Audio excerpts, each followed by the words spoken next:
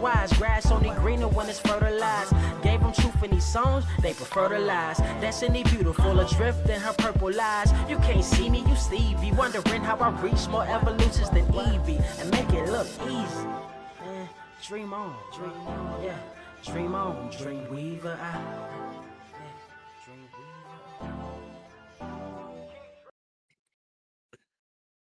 Oh, my stars and garters. It's them Blerd Cave boys. Oh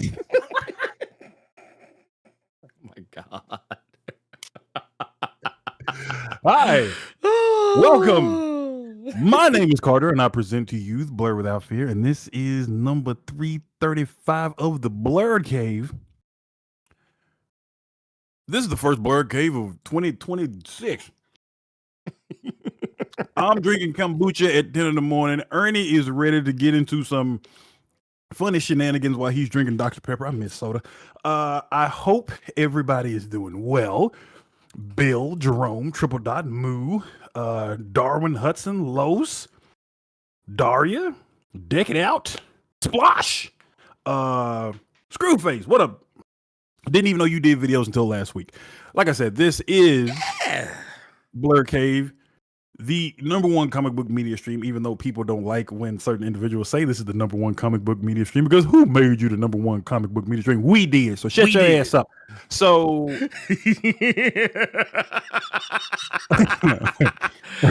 you know what? Or you know what? You know what would be a more fair statement, Carter? What's that? We are the more fun comic book news stream on this or any other Earth in the multiverse. Why? Because we have fun. We have fun. We are the least dry. We are the least dry comic book news stream on this or any other Earth in the multiverse. We have the most fun. We do it the best. You know, you can argue with your mama. Don't argue with us. In that regard. Now that that's said, there's a reason I had to start this Blerd Cave off the way I started it, and I was wondering if I know Ernie might do a video about it, but I want to hear the rage live. So last night I asked him. I said, "Have you read Age of Revelation this week?" I hadn't read fuck all of it, but I did read the finale because I just wanted to see. And then I saw everybody talking about a very specific thing that happened in the finale. So I asked Ernie, Ernie, did you read it? No. That man was more focused on he and I playing Space Marine 2 and getting more tight at that than having to stress himself or annoy himself or irk himself by reading the finale to Age of Revelation. And then he read it. Yeah, dude. Yeah, dude. I'm gonna hit you with the I'm gonna hit you with the Diddy real quick. Playboy.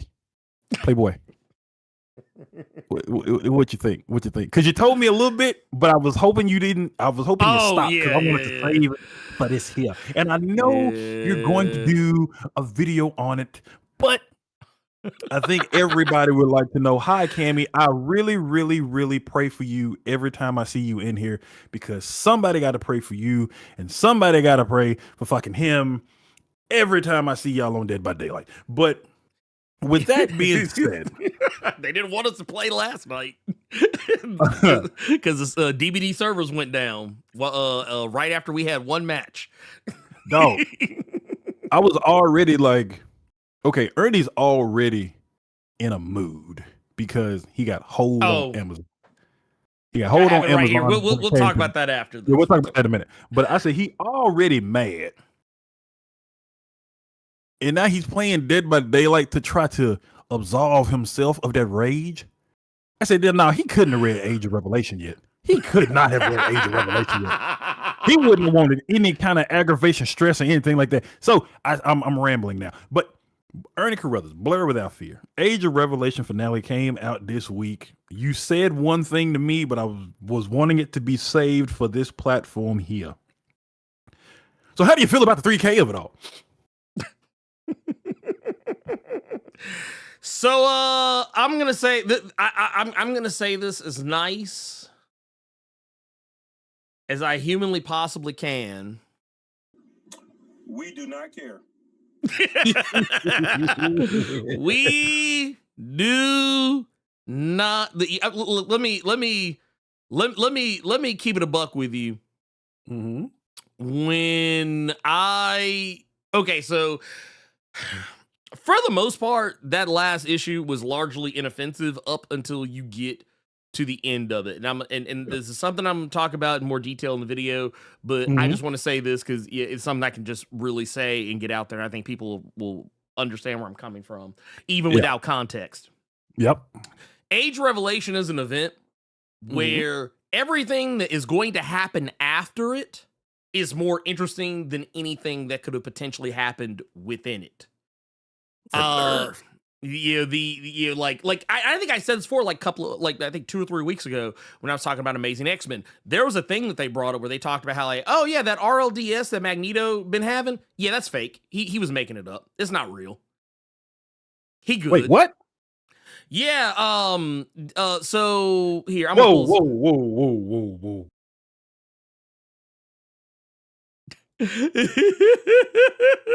Oh, him being a quadriplegic was just it wasn't. It was just. Oh no, that was jokes. That was jokes, man. So here.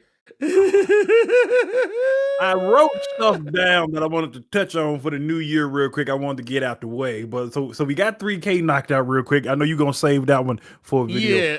Yeah. But this whole Magneto being crippled, we gonna blame Krakoa because I don't like Krakoa and I'm the editor and Jed McKay, you go do as you told, and all of it was just I was just playing. Those jokes.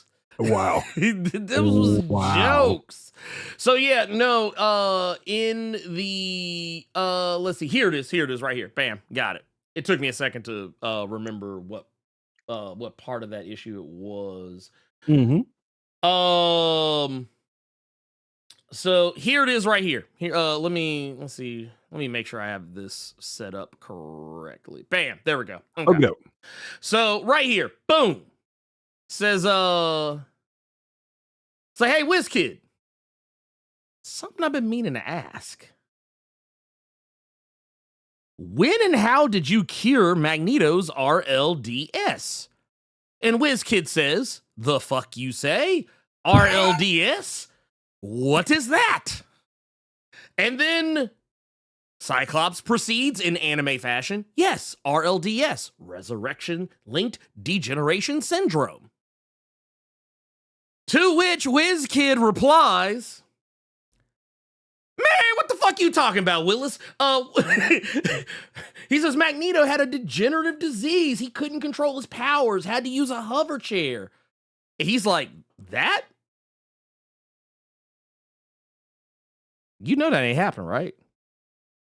You sound like a crazy person right now. Yeah, sure, Max used to have a throne he'd fly around on, but it was an affectation, a bit of steeze. You know how he was making entrances? He says, but that doesn't make any... And then they basically cut him off, and he's like, oh, because we got other shit to worry about. But no, I also want to take you to another thing that I thought was really interesting. I'm actually shocked that Cyclops didn't say anything about it even sooner, because in the Overture one shot, I would just like to point out an exhibit to you. Magneto is in that issue. And he is very clearly using his powers. As you can see right here, he is literally using them to make stepping stones for himself to walk up to something. He is very clearly using his powers. He is very clearly not in need of a hover chair.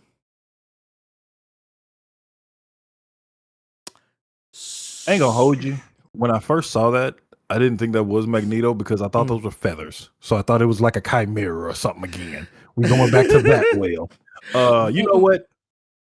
I'm gonna let you say that for a video. So there's more. Lord Jesus. Oh, there's Lord. No. There's the I got sir. Sir. There is more. Because see, that was not an isolated incident. I say to you, good sir, that was not an isolated incident. Because do you know where we first saw those feathers?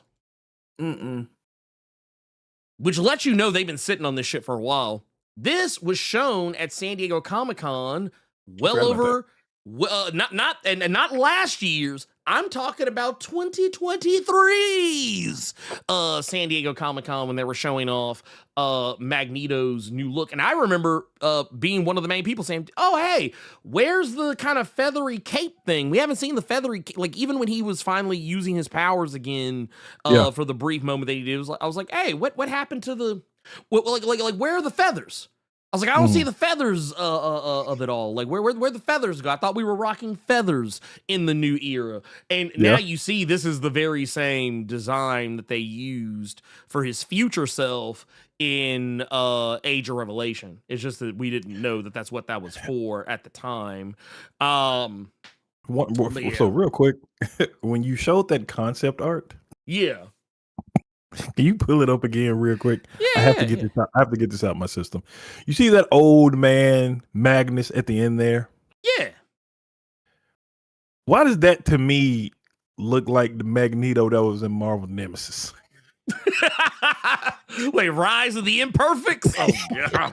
Oh my god. Okay. So oh god, I hate it here. Oh my god. So now that Ernie has gotten that out of his system, to which I did not know any of this was a thing. I knew about the concept art, but I didn't know he was just faking it for shenanigans. In Power Fantasy news, oh yes, this will be a quick one because I want to talk about a book that you and I need to add to our list.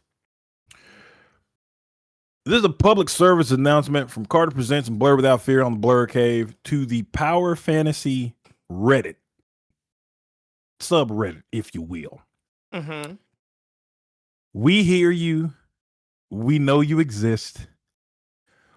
We've already talked about the Power Fantasy ad nauseum plenty of times. There's a Blerd Cave dedicated strictly to the Power Fantasy because I can't remember your name and I do apologize, but I saw that this person had reached out to several people, Ernie included, about promoting or talking about the Power Fantasy. So again, I say we've already done that. Yes, and I don't mean to say that like you're late to the party. It's just I understand that you, just like me, just like Ernie, you want that book to go past 16 issues. So there was this one person. He made a post saying he reached out to you. He reached out to Sal. He reached out to Rob. He reached out to a bunch of people. And the whole reason I even found this post was when you talked about something you did on Reddit, and then you saw some other stuff. Oh yeah, dude. So yeah. That's how I saw this Power Fantasy post. So I just want to know that we love that book just like y'all do. I did see some goobers in the chat or in those comments that just couldn't get into the Power Fantasy because it sounded too pretentious, or they didn't like Die, and then that person just completely just got ignored while everyone else talked about. So one thing, this one dude was talking about how he didn't like the Power Fantasy because of how pretentious it was. Mm-hmm. And then I saw a reply to that, which is something I never thought about, that said, well, it was kind of, well, of course it would be pretentious in those instances because the story was coming from Etienne's perspective. And he is pretentious. I never thought about that. Yeah, it is. No, that's because remember, like that was the thing that always kept coming up. He always kept. It was kind of funny, and I think that's why I actually resonated with Eddie in the way I did. Despite the fact that he is kind of really like a major problem in the book, is that one of my favorite lines, and I've been saying it a lot more lately in the wake of Val Kilmer's passing, because Real Genius is one of my favorite movies of all time. I love the phrase moral imperative. It's like we have a moral imperative. And that was kind of the thing, like, I always kept thinking about that phrase every time Etienne spoke, because he's always like, oh, it's the ethical thing to do. It's the ethical thing to do. It's the ethical thing to do. And, like, you literally hear that motherfucker say that shit, like, all the time. Like, every time. Like, I don't think there's a single issue that goes by where he doesn't say it. At least once. Oh, this is the most ethical thing to do. Like, to the point that even when you get towards where we're at right now, it's said even yet again. And I'll just say this. Yes, no, that makes perfect sense. That's Yeah. why it is, and not only that, it's not even just Eddie Yen. It's also full of pretentious people. Yeah. Like you Yeah. you think about the Magus. You think about God, I forget old boy's name, but the hippie dude. I'm blanking on his name right now, but Heavy. yeah, the Heavy. Thank you. Yeah. You know, they all have these lofty ideals and ways they want to do things, but at the end of the day, they're all hypocrites. Mm-hmm. The Heavy, for all of his talk and all of his bluster, he's a fucking hypocrite. Oh, I like how he got like put, and that mirror got put in front of him by old girl. Like, no, he got let red. me tell you about yourself. Let me tell you about him. That was dope. That was dope. It was a bless your heart moment. It was it's a very bless your heart. And for those who haven't read that far, you don't have the context, but trust me, the Heavy is going to be sat down. If you're a person who has just started the power fantasy, you're like, well, wait. You're talking about stuff we don't know what's going on. This is a spoiler. It's not a spoiler. It's just there's going to come a point where the Heavy has to be sat down and spoon-fed why he ain't shit. Yeah. And it's amazing. It's absolutely amazing. It is. But if you all wanna clip this and let the Power Fantasy Reddit know, like, yeah, we right along with you. We want that book to keep going. Wait. I want to clear the record. I want to set the record straight on something, because I always feel like people do this shit, and I don't like when people do this shit. When people say, "Oh, Blerd, you never talk about so and so book. You never talk about so and so book." And here's the thing. I would like to direct you to something that I feel is my smoking gun. Okay. The like this is my Perry Mason moment, if you will. This is my Perry Mason moment. I need to watch that show. Oh yeah, the new joint. The one on HBO Max, that new one they did. Yeah. That I need to actually do something similar. You know what? I want to watch that, but then there's an Ed Brubaker book called The Fade Out that kind of is like it's kind of like in the same vein. Yeah, no, 100%, 100 million %. So I'll just say this: I tried to give you the videos where I talked about stuff like this, and you know what people did. Carter, do you know what the people did? Do you know? No. Are you aware? Are you aware of how the community responded, like at large, to me trying? I don't know. I don't know, Ernie, but it's like real quick, and I'm gonna let you have it. Gavin is saying that y'all both in plain t-shirts. Is this a Hanes sponsored episode? Here's the thing, dog. We ain't got the Wally West, Barry Allen money like you do, big time. Oh man, bro, we ain't got that. Okay, I wish we ain't got that money right there, bro. Oh no! No. That's the classic. Oh, that's sorry. Oh no. Oh, we're doing. I'm doing that ugly ass one. I'm doing that ugly ass one. Also, can I just say something, Gavin? I'm not trying to tell you how to do your job, but man, if you draw Wally doing that ugly ass run, I'm gonna have to fry you up. I'm gonna have to fry you up right quick. Please. But anyway, no, I'm joking. Yeah. I will fry you up, but I'm just saying I'm joking. But no, I tried. I actually, dude, I did a series that I had to stop because people weren't watching it. Yeah, I was doing. I had a. No. It was best comics this week, and Power Fantasy regularly featured on it. I don't think there was a single week when I was doing that video series that Power Fantasy came out that it was not in the list. It didn't matter whether we were doing the 5 best comics that came out that week or we brought it back and it was just the 4 best comics that came out that week. It was always Power Fantasy was always on the menu. So I don't want to. So anyone who tries to tell me that, oh, Blerd, he doesn't, he's just a Marvel shill. You know the reason why? You want to know the reason why I don't talk about comics outside of the spectrum of Marvel or DC sometimes? It's because of shit like this. Look at this right here. This is me talking about comics and aren't Marvel or DC. This is like Image, Mad Cave, Dynamite, Boom Studios. Y'all, people don't watch This them. just goes back to the Blerd Awards, to where I told y'all to This ain't our fault. open that palette a little bit. But again, look, right Power here. Fantasy Reddit, you don't have to. I don't know if Ernie saw the email. He probably didn't, but you don't have to worry about it from us. No, you don't. If there's one group of people you can guarantee will always big up the Power Fantasy, it will be this channel. It will be this show. It'll probably be one of his videos. So you ain't got to worry about that. And the other thing I want to talk about real quick. What is that? That was I just saw it. So yeah, and honestly, that was why I was so sad that like people weren't jiving with it, because I was like, dude, for one, I was putting a lot of work into those videos, and then eventually, when I had Tubes editing them for me, I wasn't putting quite as much work into them, but like I was still like putting my best effort into it from a recording standpoint, and trying to make sure that I read stuff. Like there was even some instances where like I was like, oh shit, I forgot so and so came out. Let me go read some of these other books and come back, and I would come back and reinsert something else to replace something else that I thought with something I thought that was better. But no, like yeah. Okay. See. Yeah. Okay. Well, what happened? Real quick, and I'm going to move on to the third thing, and then we're going to talk about what we're here to talk about.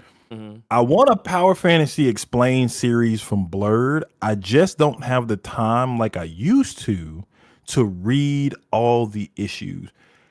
I had to catch myself before I responded to you originally, because I was going to say, it sounds like you just want somebody to read that shit to you. Here's the thing. Yeah. If you put in Blerd Cave Power Fantasy, if you put in the Blerd Without Fear Power Fantasy, you will see us, or you will see him talking about different facets of that book. And I thought we actually were pretty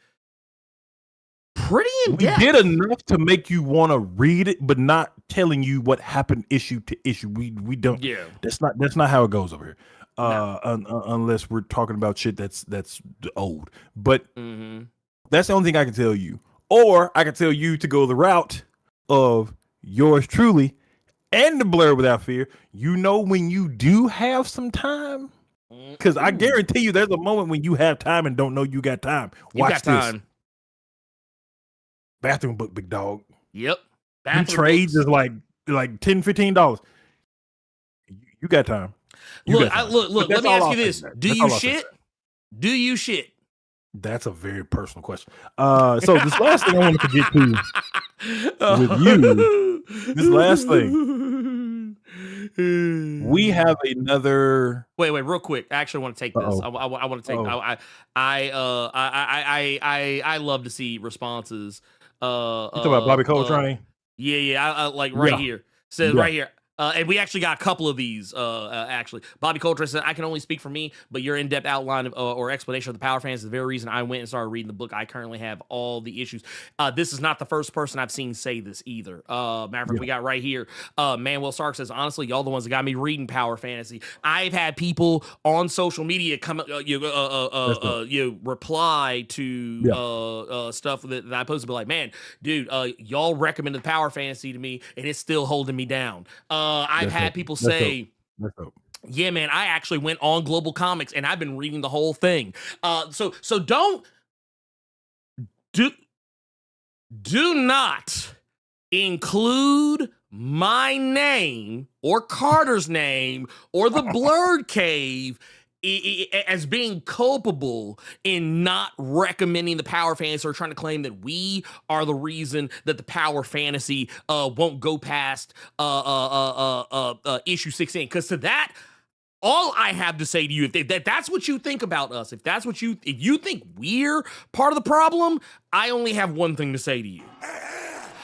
You kiss my whole ass. We don't give you, we give you whole damn near hour and a half, 2 hour conversations about a book. We don't tell you, oh no, that book is fucking sweet, and then go on about our business. No. We don't do that. We give you reasons why. But the last thing, and then we can get into the Blerd Cave of it all. You and I, we got another book to add to the list, because for anyone who hasn't caught up, with the current Carter and Ernie bug shenanigans. So one bug I do have is Conan right now. This is the deluxe edition of Jim Zub's Bound in Blackstone. I didn't pay for this, by the way. This was free 99 thanks to my job. Good book though. But while I have a Conan and Ed Brubaker bug, Ernie has a Judge Dredd Ed Brubaker bug. So I'm helping Ernie through that. But there's a book that I have always known about. I just haven't got an opportunity to read it. But Ernie, this book is Ed Brubaker, Greg Rucka, Gotham Central. Yeah, which if I remember correctly, that's the one that like actually got the ball rolling on Gotham, the actual TV show Gotham, or what was supposed to be GCPD. I would never mention that whack ass show and that book in the same breath. The fact that y'all tried to lie and say y'all use Gotham Central to make So what it was originally supposed to be, there was supposed to be a Gotham Central TV show, like a GCPD style show, but then that fell through, and I think whatever it was that Gotham is, that's ultimately what it became. So here's what sold me on trying to hunt this book down now, as soon as I'm done with Ed Brubaker and Sean Phillips' Reckless. It's the way that Gotham Central is done, because I was confused as to how these two-man teams operate. That's something I've always wondered. Jackson, like Colin Kelly, Jackson Lanzig, and you know, these other teams. How does that shit work? And then I started getting some information on Gotham Central, and that sold me on the book, because I'm already a fan of Greg Rucka. I'm already a fan of Ed Brubaker. But Gotham Central, for all of you all that don't know, is a GCPD focused book. It's the only one of its kind. They haven't really gone to that well since then, but it's done by Ed Brubaker and Greg Rucka. But how is it done by Ed Brubaker and Greg Rucka at the same time, Carter? I'll tell you. And I thought this was kind of gangster, Ernie. For Ed Brubaker does the night shift, and then Greg Rucka does the day shift. That's cold. Well, and that's a cold way to do that. And thing is, I've always enjoyed that kind of storytelling, because you know what it reminds me of? It reminds me of, remember we used to talk about the Venom series back when Al Ewing and Ram V were doing it, and that was kind of where we had deduced that the Dylan focus issues were written by Ram V, and then Al Ewing was doing Eddie Brock, and it was just wrong. It was just wrong. It was so wrong. That was how you do it incorrectly. That's how you do it incorrectly. Yeah. Gotham Central is how you do it correctly.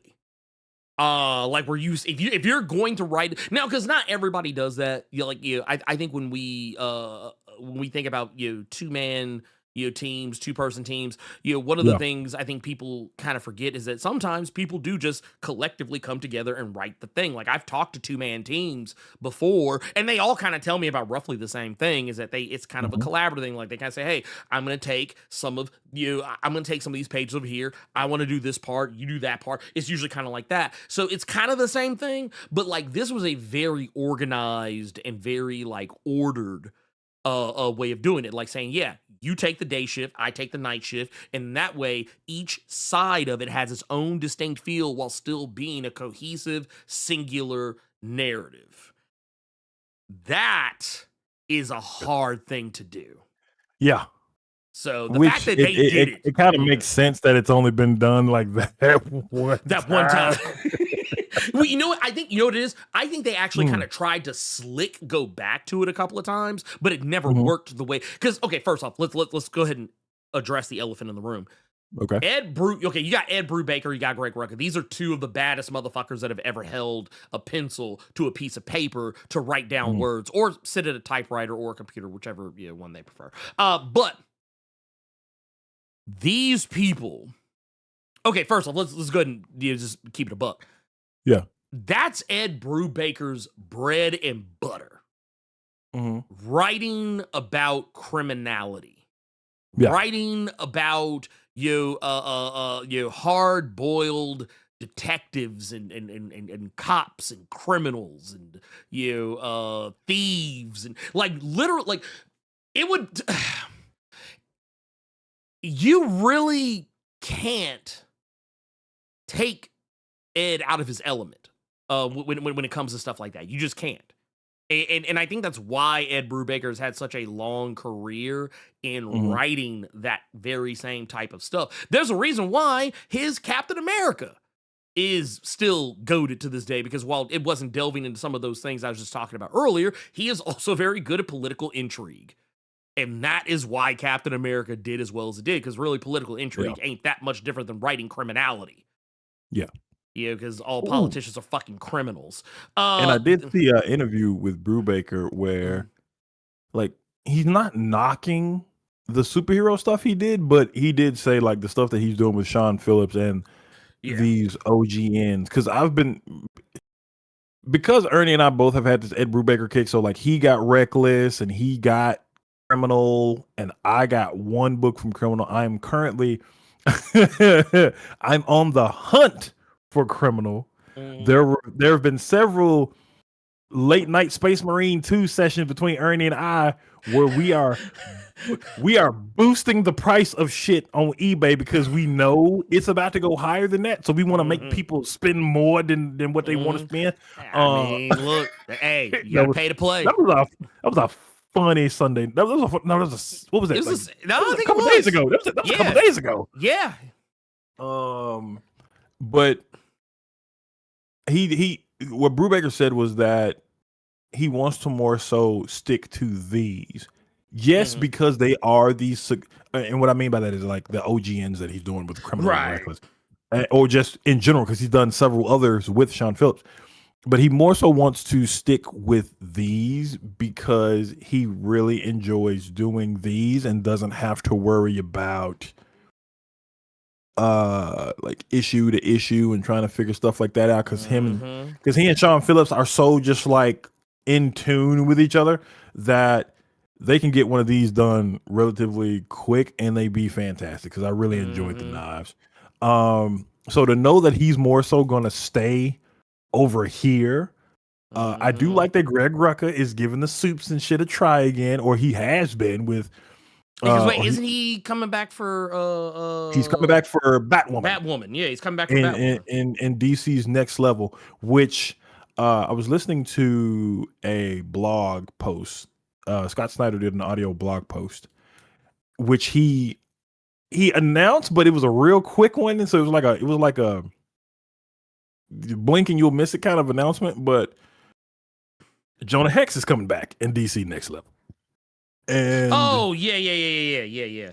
He also brought up the fact that a lot of DC Next Level is happening because of the success of the absolute stuff, and how hopefully it seems like DC is learning if you leave a Ryan North alone, if you leave a Gavin Guidry alone, if you leave a Jeff Lemire alone, if you leave a Scott Snyder, Al Ewing, Kelly Thompson alone, you can get some heat.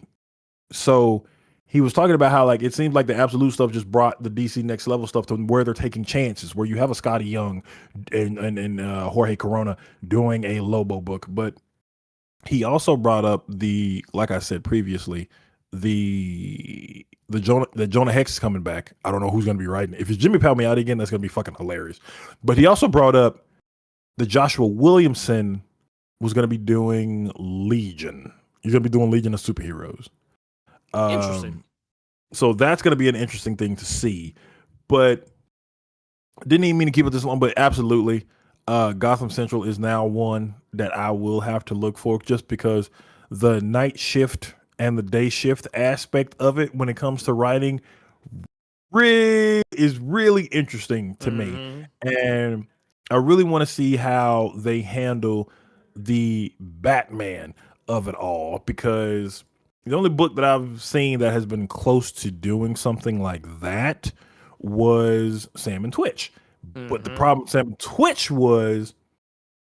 and Twitch is more so just the cop procedural stuff, period. And if anytime Spawn is around, it's pretty much Sam.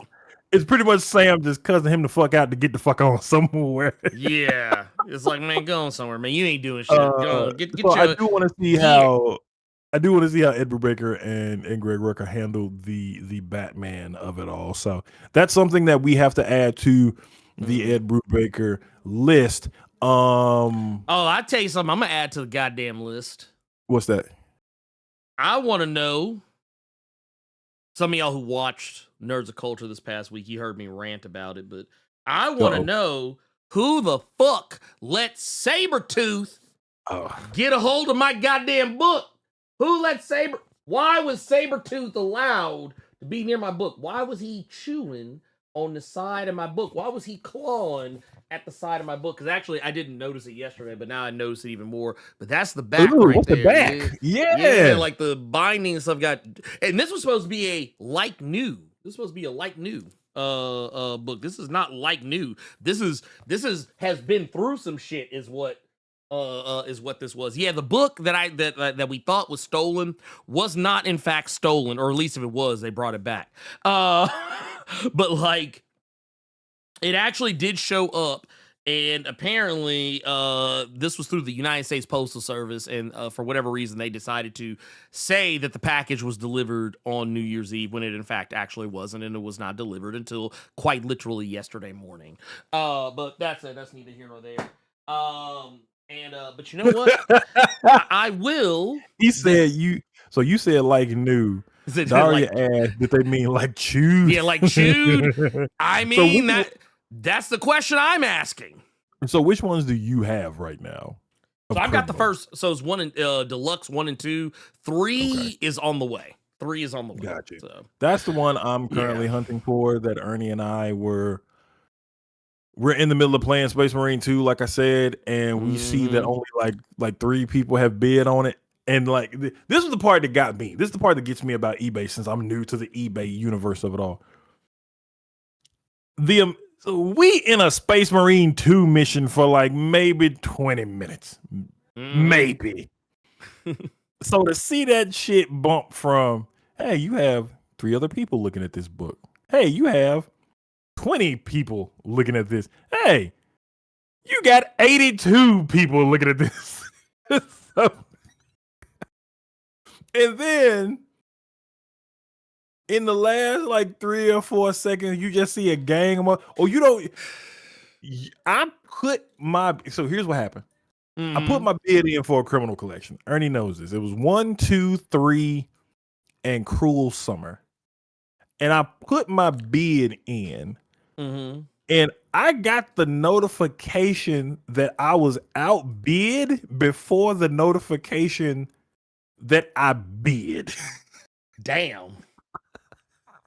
That's kind of crazy, actually. So at that point, Ernie Carruthers, the Blerd Without Fear, being the man that he is, proceeds to start laughing at my fucking aggravation. And then we see another one, and then I lose that one, which was it was the Fade Out, and it was Velvet. It was the hardcover of Velvet, which is well out of print. Yeah, and that's the one where the giggling really came out of Ernie Carruthers, because did you get it? Did you get it? Did you get it? Did you get it? No, I didn't get it. Damn, how much was it? I lost by $1. And then it was just a bunch of garbled noise because his ass was giggling and laughing again.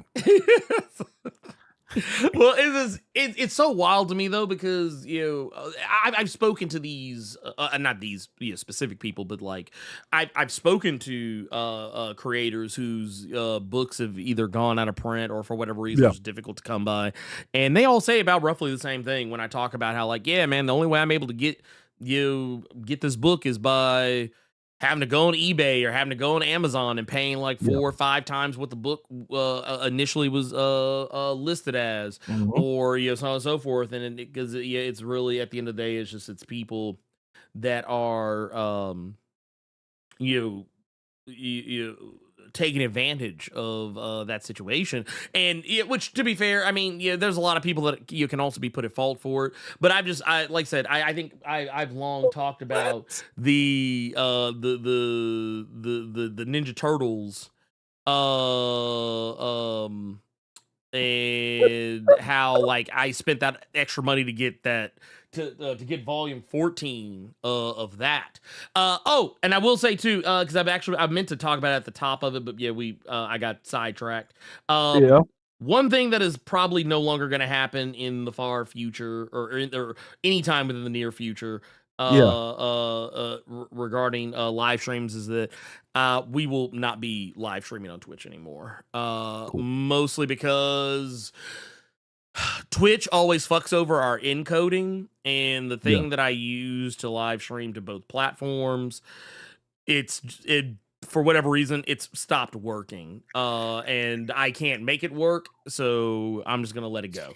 Okay. That said, I will also say that I had already kind of stopped to a limited degree, like interviews and stuff I wasn't doing on both platforms. And now this just kind of cemented it. So, yeah. This is not me instigating. I'm just reading someone's statement. First one from Maddie Tyler Durden saying the Tokyo Ghost first trade is out of print. I don't mind Tokyo Ghost as much because I think Tokyo Ghost had a good start, but a rushed ending to me. But that's just me. Other thing. In 2026, Blerd Without Fear. Mm-hmm. We still gonna see some quote unquote sissy comics. Rob Liefeld put the industry on blast about it in 2025. We need tough comics in 2026, not Mickey Disney comics. Hi, we have people that watch us in Nebraska. How are you? Yeah, I find this statement kind of like wild because what the fuck comics are you reading? Like, also, why? Okay, first off, here's a question I really want to ask. Rob, why are you in here on a burner account pretending to be some woman named Shauna? Why are you using your kid sister? Why are you using your kid sister's account to try and come in here and big? Because first off, anyone who big ups Rob Liefeld, you are automatically off rip. You are sus to me. But sissy, who still says sissy? Who still says sissy in 2020, like 2026? Who somebody in Nebraska. That? Somebody in Nebraska. Clearly, must be on the compound or some shit. Must be on the Big Love compound. Anyway, sorry. That is wild. That is a wild. Like, that's a choice. Bill, no. Hey, man, don't bring Bill Compton in this, dog. Don't bring Bill in this conversation, bro. Hey, Bill gone to glory, man. He all right. He gone to glory. He'll be good. Bro, I was not expecting to watch that last episode one day. I was not expecting. I was just randomly just looking at shit on HBO Max, and I watched the last episode. I did not expect good old Bill just to get sent to the gulag at the end. Well, no, so it's funny because I used to watch that show back when it was originally coming on, but I never like finished it. And Cynthia got into it because like she has this really strange obsession with watching like documentaries about Mormon cults because she finds them like incredibly like weird. And so she decided she wanted to watch Big Love. And it was funny because it became one of those things that like the whole time she was just like, what the fuck am I watching? But no, I was in the room for the finale. And I was just like, damn. I was like, damn, they did Bill like that? Damn, that's crazy. And it was so random too. It was just like, yeah. Y'all have all had situations like this where you all will watch something strictly because of somebody else being in it that y'all know from another movie or TV show or some such shit. So the only reason Big Love even got cut on one day is I said, oh, I did a 2-piece. I said, oh, that's old girl from Once Upon a Time on here. Then my friend was like, who? I said, that's Johnny Cash's wife. He's like, what? Because I'm talking about Walk the Line. That was the first wife before he met Legally Blonde and at the end of the movie. So it was his first one. So I'm like, oh, she's in this. Okay. Oh. Oh boy, for fucking wait, aliens is in here. What the fuck is this show? Yeah, Hudson. I got Hudson in here. But no, dude. Got Game Over in here. Shout out to our Nebraska Blerd Cave fans, but y'all, bigging up Rod Liefeld is a choice. Though. That is a man. Like that is absolutely nasty work of the highest order. That is absolutely nasty work of the. Like, here's the thing. I want to know. Like, I don't know if they're still here. Rob, are you still here? Rob Liefeld, are you still here? What comics are you actually reading? I'm curious. It might not be Rob Liefeld's burner account. I don't know. But because only Rob Liefeld talks about Rob Liefeld. Like, only Rob Liefeld talks. Like, nobody else talks about Rob Liefeld. But no, yeah. My whole thing here is I actually want to have a legitimate conversation just for the briefest of moments. I don't want this to carry on. But I will say this. What comics do you think are real comics? Like what comics do you think are tough comics? Because I can tell you right now, there's plenty of them. I don't know what the fuck you like. Okay, you know what it is? This is kind of like how I tell people on Twitter back in the day or on Threads today is that if you think that all that exist are the comics that you claim to hate so much, maybe it's because you're seeking them out. Because that's kind of how the algorithm works. Like the things like I remember one time I saw this dude, he was complaining about, man, all these damn trans people like trying to being shoved down my throat and da da da da da da. And it's like, I was like, bruh, the reason why they're being shoved down your throat is because you're searching for them. Or when you do scroll past a trans person, your eyes linger. That's like those as people you're scrolling, you linger on it a little too long. Because it does the same thing to me with maggots. Whenever I see like a maggot pop up on my Threads feed, because I take the time to stare at what they said and then click on the thing and click block. So even though I constantly block every maggot I see online, Threads still recommends them to me because I look at it just long enough that they're like, oh no, he must like this. He must like this. He's blocked like 5011 he's blocked like 5011 maggots. Keep showing them to him. Yeah. Okay. All right. So he's not going to say anything. So yeah, no, they're not. No, I like honestly, I don't think they're gonna say anything. Honestly, they know. Honestly, they know that I know that it's Rob Liefeld. They know I know that it's them, so they're not going to say anything. Anyway, moving on along. Yeah, we are going to talk about. Oh, yes, go ahead. This is what you said. What you said? 2026 is going to be feast or famine. Yes, I did. Yes, I did. You weren't talking about the bootleg Money in the Bank that TNA Wrestling does. You ain't talking about that feast of famine. Oh, God. You talking about actual feast or famine. I love how we get. See, I'm trying to get us back on point, but now I have to thank Gearless Mo for the 1999.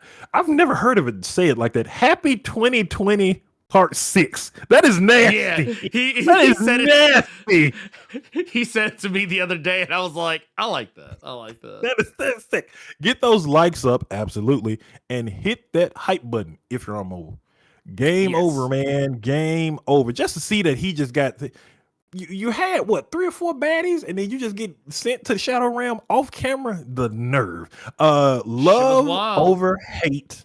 1357 with the black hearts. Apparently, this is a ruthless individual giving up the $9.99. Thank you for that. Also, we got another one too that I want to make sure we don't forget about. We got my homie. We got my homie over here out of Orange, Phoenix Media. Carter hit the nail on the head. You know that Shaq gif when he tasted that wing and had that face. That is goddamn Gotham Central. Yeah, it is on the list now. It is on the list now.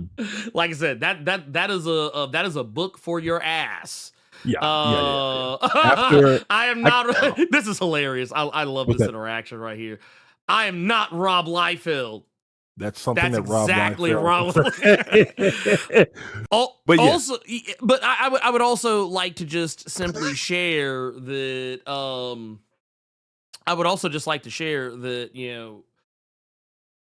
Yeah, I am always the person who will say in the words of or rather in the paraphrasing of Nick Fury, you are allowed to have an opinion. Absolutely. But I have elected to ignore your stupid opinion for the rest of the show. And let's talk about. Oh no, I can't actually. You know what? While you're here, Rob Liefeld, I want you to hear something that you probably never heard They before. said it again. 1999. Super chat. You know what? Actually, I want to make a thing. And actually, now that this has been done, you did this, Rob Liefeld. Sissy Comics. I'm bringing it back. And we're gonna make Sissy Comics great again. We're gonna make Sissy Comics great. I want to make a thing that I read Sissy Comics. Yeah, there you go. That's a choice.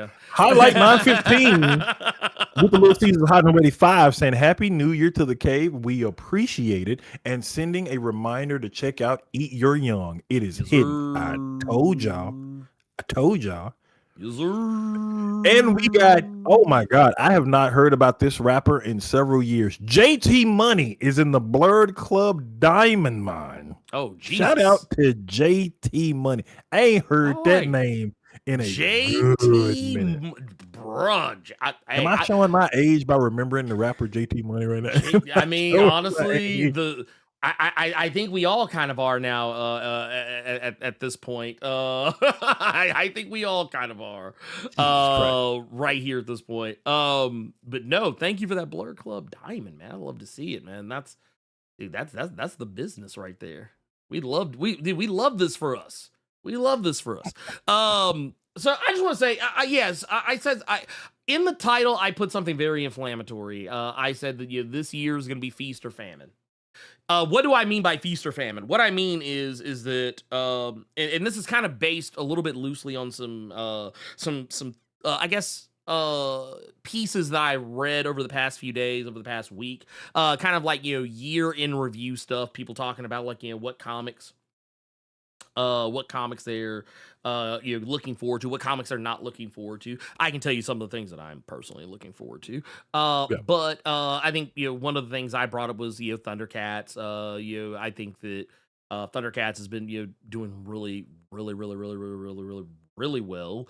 And I also am looking forward to Morewa's Storm, Earth's Mightiest Mutant. I'm looking forward to seeing what Gavin's going to be doing over on The Flash. I'm looking forward to seeing what more of the Absolute Universe is going to do, because now Absolute Universe, they cleaned up at the Blerd Awards. So now what do they do next? Because like at this point, it can only go down from here, as far as I'm concerned. I don't know if it can get any better. I would like to see it do that, but I don't know if it can get any better. And we've got some pretty interesting developments that are going to be going on over on the Wonder Woman side of things and the Prime Earth continuity. We know that a friend of the channel, Stephanie Williams, is going to be getting to take a turn at bat while Tom King takes a knee for a minute. And we also have the ultimate endgame. We have the ultimate endgame of it all. The Ultimate Universe kind of coming to its inevitable close that people still want to believe is not actually real. And apparently, I didn't know this was a thing, even though technically I get emails about this sort of stuff, and I've been really terrible about reading my emails lately. Apparently, there's going to be a Death of Godzilla comic coming to IDW, which I find very interesting considering that Godzilla literally just started not that long ago. But yeah, apparently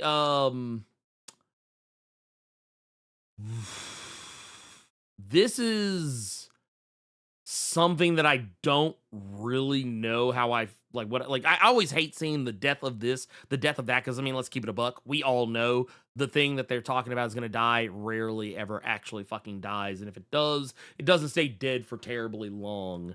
But there's going to be that. And what was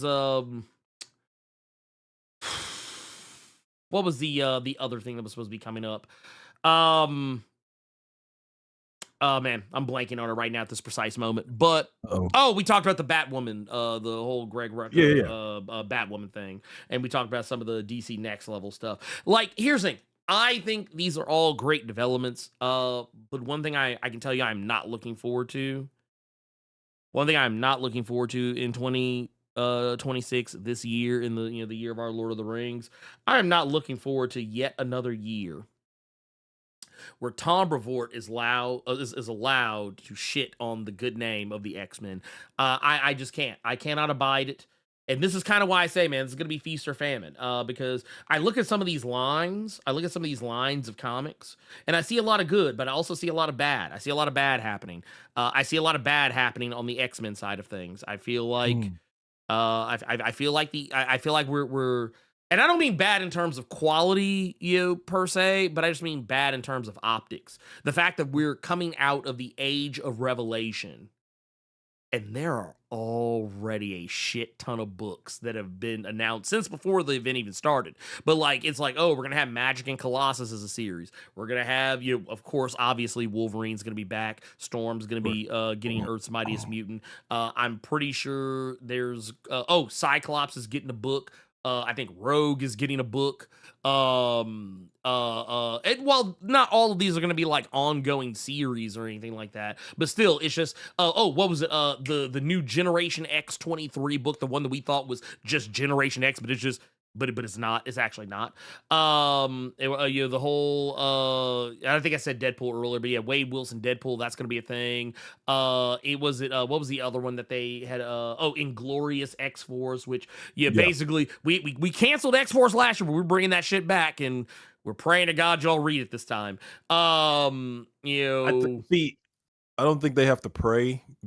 Only reason I say that is because this book has the cable assist. Well, yeah, because they're putting back the brass tacks. Strong, big dog. Viper Beam. That Viper Beam is still. Now I want to play Absalom. Big dog. I want to play Absalom now. I really with that fucking frog. Yeah, be like Viper Beam, Viper Beam. I was like, oh my god.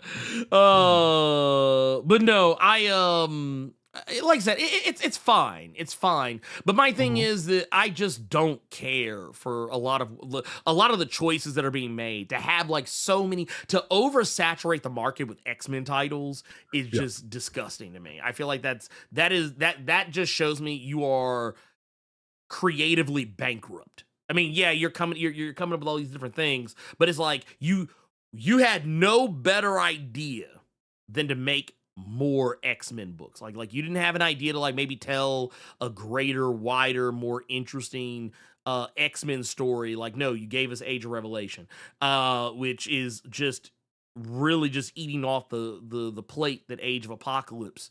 It even ends on kind of a similar note as Age of Apocalypse, where some of you all might remember that Age of Apocalypse, what was the end point of Age of Apocalypse? The very last page was the world being shown as being destroyed, that the timeline was completely eliminated. And then you get to the end of Age of Revelation, and spoilers for Age of Revelation, but while the world doesn't necessarily end, it basically reaches a point where it's like, you can no longer tell stories in this universe. This universe is done. There's nothing else that can happen here that would be of any interest to anyone. All the characters you care about are either dead or have been assimilated. So now what? So one thing I wanted to ask you, but I do see a comment in the chat. I'm gearing up for the hate Stephanie Phillips will be getting before that book even probably hits shelves. I don't think that Daredevil. I think they're talking about the Daredevil book. I don't think that Daredevil book is going to get hate. Yeah. Just off the strength of how many people aren't really vibing with not Aaron Cooter. Aaron Cooter's on art. Salad and Meds. Yeah. Not a lot of people are getting jiggy with that run. So I think they'll give Stephanie Phillips some grace. I kind of fell off of it. I kind of fell off of it. Yeah, so I think they'll give her some grace when it comes to her Daredevil. But one thing I wanted to ask you, Stephanie Phillips and being given grace. That's a funny statement. That's a wild statement right there. Wow, that's crazy. When it pertains to the Matt Murdock of it all, but one thing I want to ask you, because I feel like you touched on this before. Under this Tom Brevoort regime of X, we've gotten 3 events? Have any of them been well received at any point? No. Radon Greymalkin kind of came and went like a wet fart. X-Manhunt, I don't think anybody gave a fuck about X-Manhunt. And I increasingly encounter people who don't give a fuck about Age of Revelation. It's just, I think that and I had people try and fight me on this, trying to claim that, no, you just don't understand Tom Brevoort. He doesn't hate the X-Men. He doesn't hate Krakoa. He's not trying to be, like copycat Krakoa or make fun of Krakoa. It's like, dude, first off,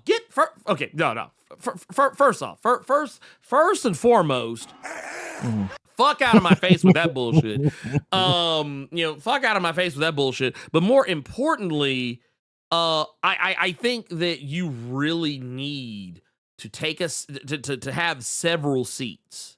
I think you need to have several seats at this point, because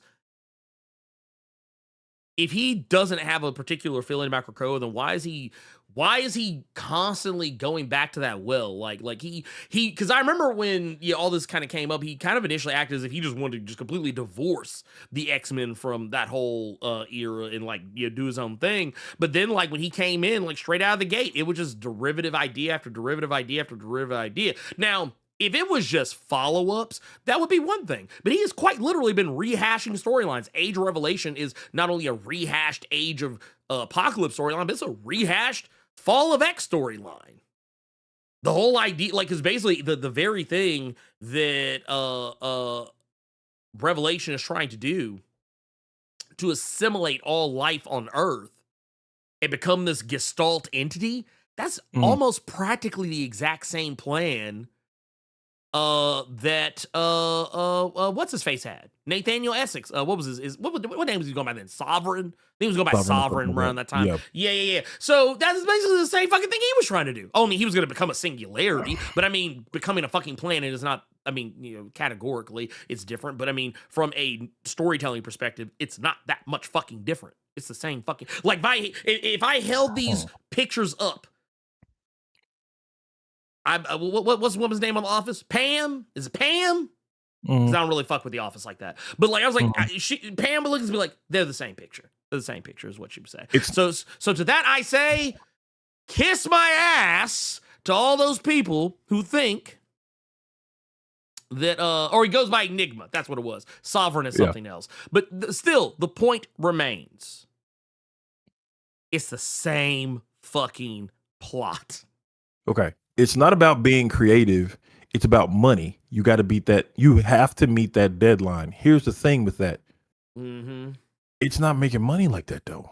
So even if you are making these deadlines, you making deadlines by trying to hand people plates of garbage. Here's my thing. I mean, I'm pretty sure people are buying them. But I feel like a lot of them are.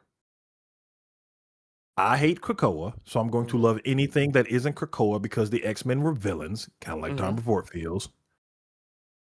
I am trying to continue my collection is X-Men. That's what I think about it. And you made a statement where you said people were disagreeing with you, where you said that Tom Brevoort doesn't hate the X-Men. I would disagree. I think that... I think he hates the Krakoa era X-Men. Yeah, I think he hates the X-Men that aren't the way that he wants them to be. Yeah. That's what it is. Whether it's Krakoa, whether it's the Bendis shit with Cyclops, whether it's the Gillen stuff, whether it's the Fraction stuff. If this is not how I think they should be, it's all garbage. The reason I asked Ernie about the From the Ashes events is because, okay, at some point, because we see this in sports, and I promise you I have a point here. We see this in sports, and what I mean is there are millions of dollars that are getting put in several people's hands, or millions of dollars that's getting these books printed and shipped out. When it comes to sports teams, when they feel like something isn't working with the coach and the players, at some point you're gonna realize, okay, we just gonna have to pivot and figure something else out. So a lot of times that coach gone. Time to figure something else out for the next go around. So that's 3 events that we've had. That's a lot of his takes online with how he perceives other creatives writing when it came to the X-Men. Not even bringing up the shit that he said about AI when Jim Lee roasted him and everybody else got on his ass. But like, when do we get to that point with Tom Brevoort to where, okay, it's not working what you do, Right? What you doing, what you got Jed MacKay doing, because that's something I don't want people to forget about. Yes, we can bring up Tom Brevoort all the live long day, and we should, but a lot of these interviews, because I think people will forget because they don't read the stuff Tom Brevoort says, or they just go off of like Bleeding Cool or CBR and things like that. They're going off of vibes. Vibes and just like clickbaity stuff that they'll see one thumbnail and then that'll be in there. And the reason I'm bringing that up is just because anytime Tom Brevoort will talk about certain storylines that are getting done when it pertains to these X books, he brings up the fact that this is something that he and Jed MacKay thought of. So Tom Brevoort ain't the only one to blame here. It's Jed MacKay that's following along with it. And with that, it's just mid-level. Like, do you think this is the same Jed MacKay that wrote that Moon Knight you were such a big fan of?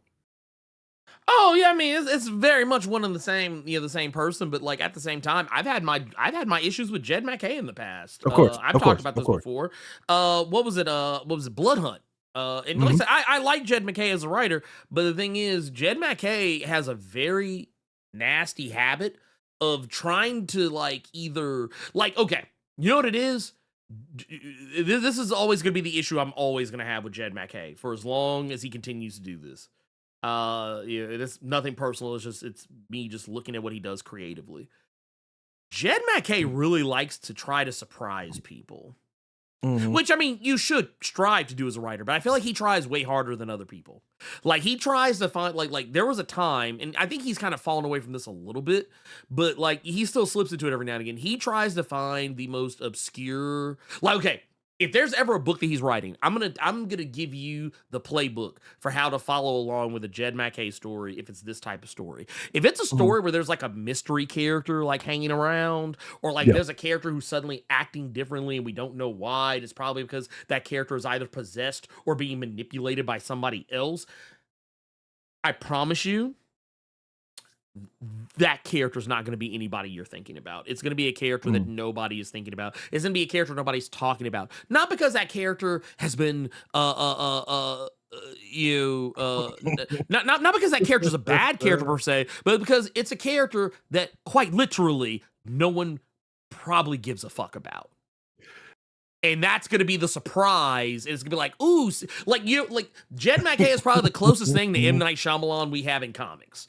You remember when you went off on Benjamin Percy's X-Force when they showed who the Feather Man really was? Yeah, no, it was like, who? It's that, and the thing is, but here's the thing. I could at least see the thread of what Benjamin Percy was trying to do, because it's a guy who messes with people's genetics. So yes, it's the Gene Engineer. He's the new Gene Engineer. Okay, yeah, that's weird and a very mega ultra fucking deep cut that nobody was fucking checking for. Here's the thing. Here's the difference. When I think back to when I was reading his Moon Knight, or rather his was it Vengeance of Moon Knight, and they revealed who the new Moon Knight was. And while I thought maybe it would make more sense if it was somebody else, especially considering how the guy was talking, in some ways, speaking more like a Gen Z person than anything else, for a huge chunk of the time he was on panel, it turned out to be the fucking Shroud, a character who had not featured in any of the Moon Knight issues prior that Jed was writing in any meaningful fashion whatsoever. He showed up literally as a background character who did not even have dialogue in the bar with no name of all places, and which is literally just a place where you can literally just feature any random person and it not really be of consequence. But also the fact that it was just like, it just didn't make any fucking sense. Like, it just didn't make any sense, like, at all. Like it was just like at least with the G Engineer, I could be like, oh, yeah, I mean, I don't rock with this, but okay, at least I get where he's coming from with this. I'm just like, I don't know. Or you know what it could be, and I think this is Jed kind of getting out of his own way on this, but still kind of creating a whole new problem. That shit he did with the Avengers, with Murden. The new villain that the Avengers were facing, and they enshrouded Murden in so much mystery that while it was already pretty obvious who the fuck Murden was from the word go, that he was just another Kang variant. Then they finally, after I think it was almost 2 years, they finally revealed who the fuck he was. Mm. And it was like, I'm Kang! And everybody's just like, yeah, we know. Okay. But anyway, yeah. But yeah, dude, it's just like it's a conversation that needs to be had, I think, with people at Marvel that, okay, dude, this ain't working. Because what'd you say? Sorry, no, Ernie ain't never gonna forgive them for Blood Hunt. Blood Hunt. Oh yeah, I saw that earlier. Yeah, Blood Hunt is nasty work. I'm sorry. You never gonna get past me on that one. Yeah, but I look at the other two books to where, okay, so Jed's X-Men is pretty much Tom's X-Men and how he thinks everything should go. But then you look at Gale's X-Men and you look at Eva Ewing's X-Men, and they're pretty much just, it's weird. It seems like they're being left alone to a certain extent to do what they want. But then I don't want y'all paying attention to that. I'm fucking saying, I want y'all to pay attention to the one that Jed is doing. Jed's my boy. Jed don't like that cold bullshit and all that stuff like I do. So it's really weird. It's really weird how that's being done. But yeah, I say all that to say, dude, somebody in Marvel Comics has to have the conversation of, okay, dog, this isn't working. Right. No, maybe it's not. Let's not even trying to fire nobody. We gonna put you over here for a little bit. Let's look at the other books we have going on. Let's look at those editors. Let's see why those are successful. What are you doing over here? What are you doing with this book? What are you doing with this creative? Maybe that needs to be done right now, because if no one is talking about your books except to say how just it is, and we miss this or we miss that, that's a problem. If the only thing I'm saying about Ernie is something negative, and that's the only thing coming out of my mouth, it's wrong. It's that says something if the only thing that's coming out of Ernie's mouth is something negative about me. So you got something has to be done. If you're just going to be like, nah, we're good, we're content with these X sales we're getting right now because we know them people gonna buy because it's X, then that's wild. That's wild. Well, and I would like to take you a step. So people wondering why I have kind of been hyper focused on this, this whole idea. It's because I mentioned earlier there was some articles that I read. Actually, picked some of them up right here. But one of these, and this one kind of stuck with me because I couldn't disagree with anything that the article said. You can be angry about the source, but I mean, it's not entirely untrue. But yeah, I looked here and saw this. This is from Newsarama, which I guess Newsarama technically it's Games Radar, but I think they bought up Newsarama and they've kind of folded it into their shit. But anyway, they said basically if Marvel wants to stay the house of ideas, it needs to come up with some new ones. And I can't disagree with that statement just off top. We're talking about the opening salvo of the statement. Is this wrong?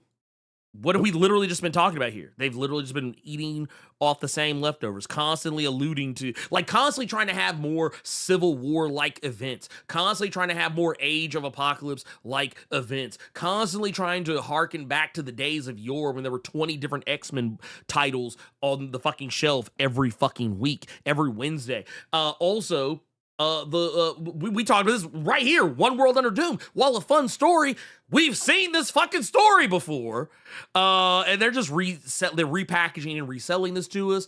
I would also like to direct your attention to just various and sundry other things that are happening in the Marvel Comics universe that are all how many times do we have to constantly harken back to the no more fill in the blank this. How many, like, just in the past year, I've seen at least a dozen. I feel like at least a dozen comics that have come out over the past. Well, I don't say a dozen. That's actually being hyperbolic. I would say probably closer to like at least 6 different comics that have all tried to recapture that magic of your House of M.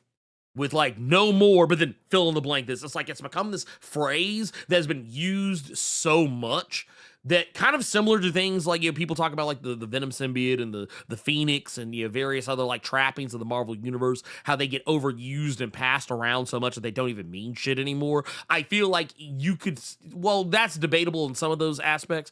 I feel like when it comes to like the tropes and the trappings and the vibes and the iconography, Marvel overuses their shit so much. It's like they're constantly trying to remind you of their greatest hits. And it's like, hey, remember when we used to do this? You remember? Can I tell you what? Can I tell you why I think this is a good thing though? Everything that you just said, I think is great for Marvel to do. Why? Because that's going to me. I feel like that should be looked at by every other imprint, every other entity, that now it's our time to do something. Because to me, right now, top dogs are really just DC and Image and other, like, your Dynamites and Booms and stuff like that. But that's why I say that I like that they're doing it, because I feel like that should give Image more of a foothold. I think that should give Boom an opportunity to try to, what you say, Marvel, nigga, we never said we were the house of new ideas. That is wild. That is wild.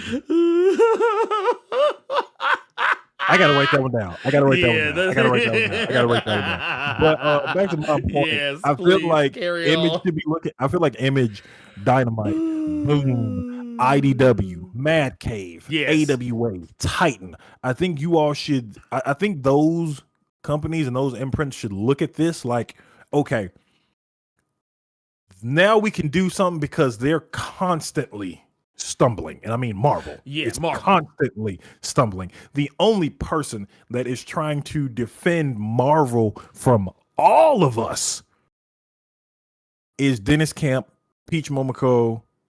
Yeah. You see what I'm saying? Brian Hill, Chris Condom. Vault is another one. Vault, and this is Ignition Press right here. Or Ignition Press, excuse me. I should know, because that's that's the house of beauty right now. But that's my whole that right there. And I'm happy I saw your video yesterday about Black comics, because I think all of them should kind of take notice and try to get in the door as quickly as possible right now, because you don't know how long Marvel is going to do this. Yes. Because who do we always see top dog in these sales? DC and some Image indie book. Marvel is always going to be somewhere in there, because it's the people, like I brought up earlier, people that aren't even reading the books, that just want to keep the collections going and shit like that. So I think all of those other imprints need to kind of get in the door and stay in the door. Do like Bruh Man. You just came in through the window and you just watching the TV like you just been there the whole time. I think this is a huge opportunity. And if not, dude, you look at what DC is doing with, who knew about Dan Mora like that? Like, we knew about Dan Mora. Yeah. We did, Right. Who really knew about Daniel Warren Johnson like that? Who really knew about, Brian Buccellato and all the and all this other stuff? And I look at how what Marvel is doing is giving you and I an opportunity, because I don't think I don't think you've noticed it as much, because you're still having to do videos on them. But with the screw ups, I would say I'm saying screw ups that Marvel is doing, you really know that there are only two, three, maybe 2 books you got to read over there, but it's giving us Yeah. opportunities to check out other stuff. It's giving Yes. us opportunities to read other stuff because what's currently happening over there is just like, okay, I'm not getting jiggy with none of this. What else is everybody else doing? Boom. I still feel like that book should have been like the final horror movie Girls Just Whooping Yeah. Ass. That would have been hilarious. That would have been hilarious. But yeah, dude, I think this would be good for comic readers if they actually give themselves Give yourself permission. grace to, give yourself permission Please. to leave, dude. Like you don't, and I know what I'm about to say is about to completely fall on deaf ears. You don't have to add these goddamn books to your collection if you know you ain't reading them, dog. You don't. You really don't. There are so many other stories and so many other creative teams that you could be looking at to enjoy yourself than adding that Spider-Man you can't stand, adding that fucking Scarlet Witch you just want to dunk on. So you're buying it just to dunk on it. So it's just, I really hope that everybody takes notice of that with Marvel currently, there's blood in the water. Oh, there is. Look, it is not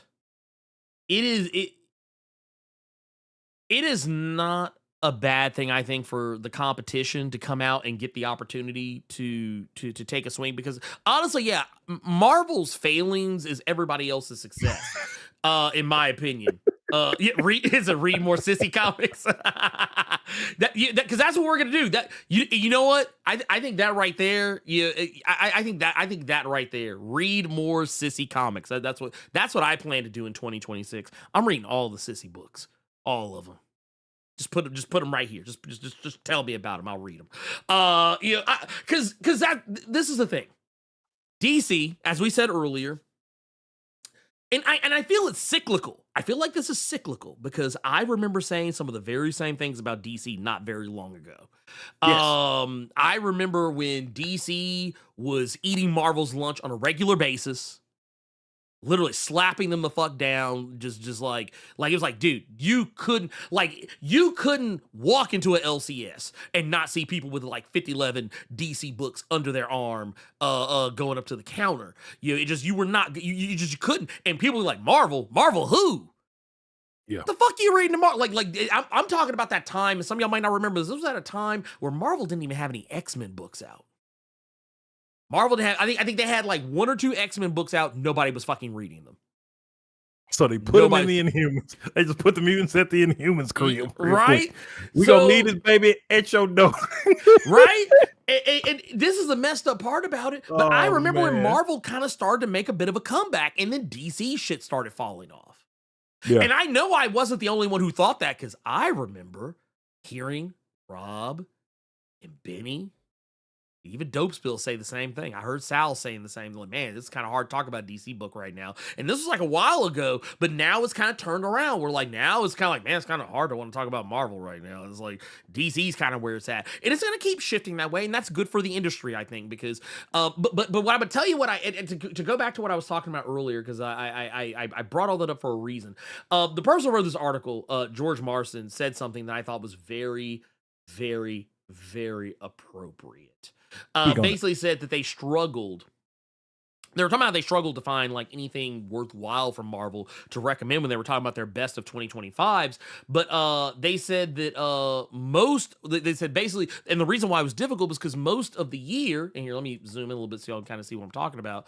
They said for most of the year, the Marvel Universe was stuck in the one world Underdoom status quo, the X-Men line saddled with an ineffective nostalgia-locked overarching philosophy, and many other series simply failing to develop compelling stakes.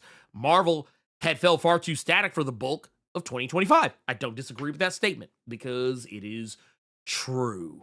And then to go on to say that the one world under Doom, the whole like Doom being conqueror, it stuck around for far. Like, dude, Carter, I want to ask you if you remember this shit. Do you remember how many issues One World Under Doom was?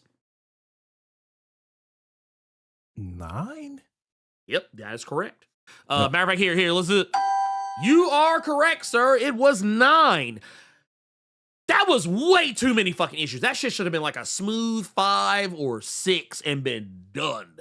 And I can tell you right now, having read it, and like I said, I was reading it right along with y'all. There were some issues. I was like, dude, y'all could have left this one. This is like, this could have been a tie-in to something like or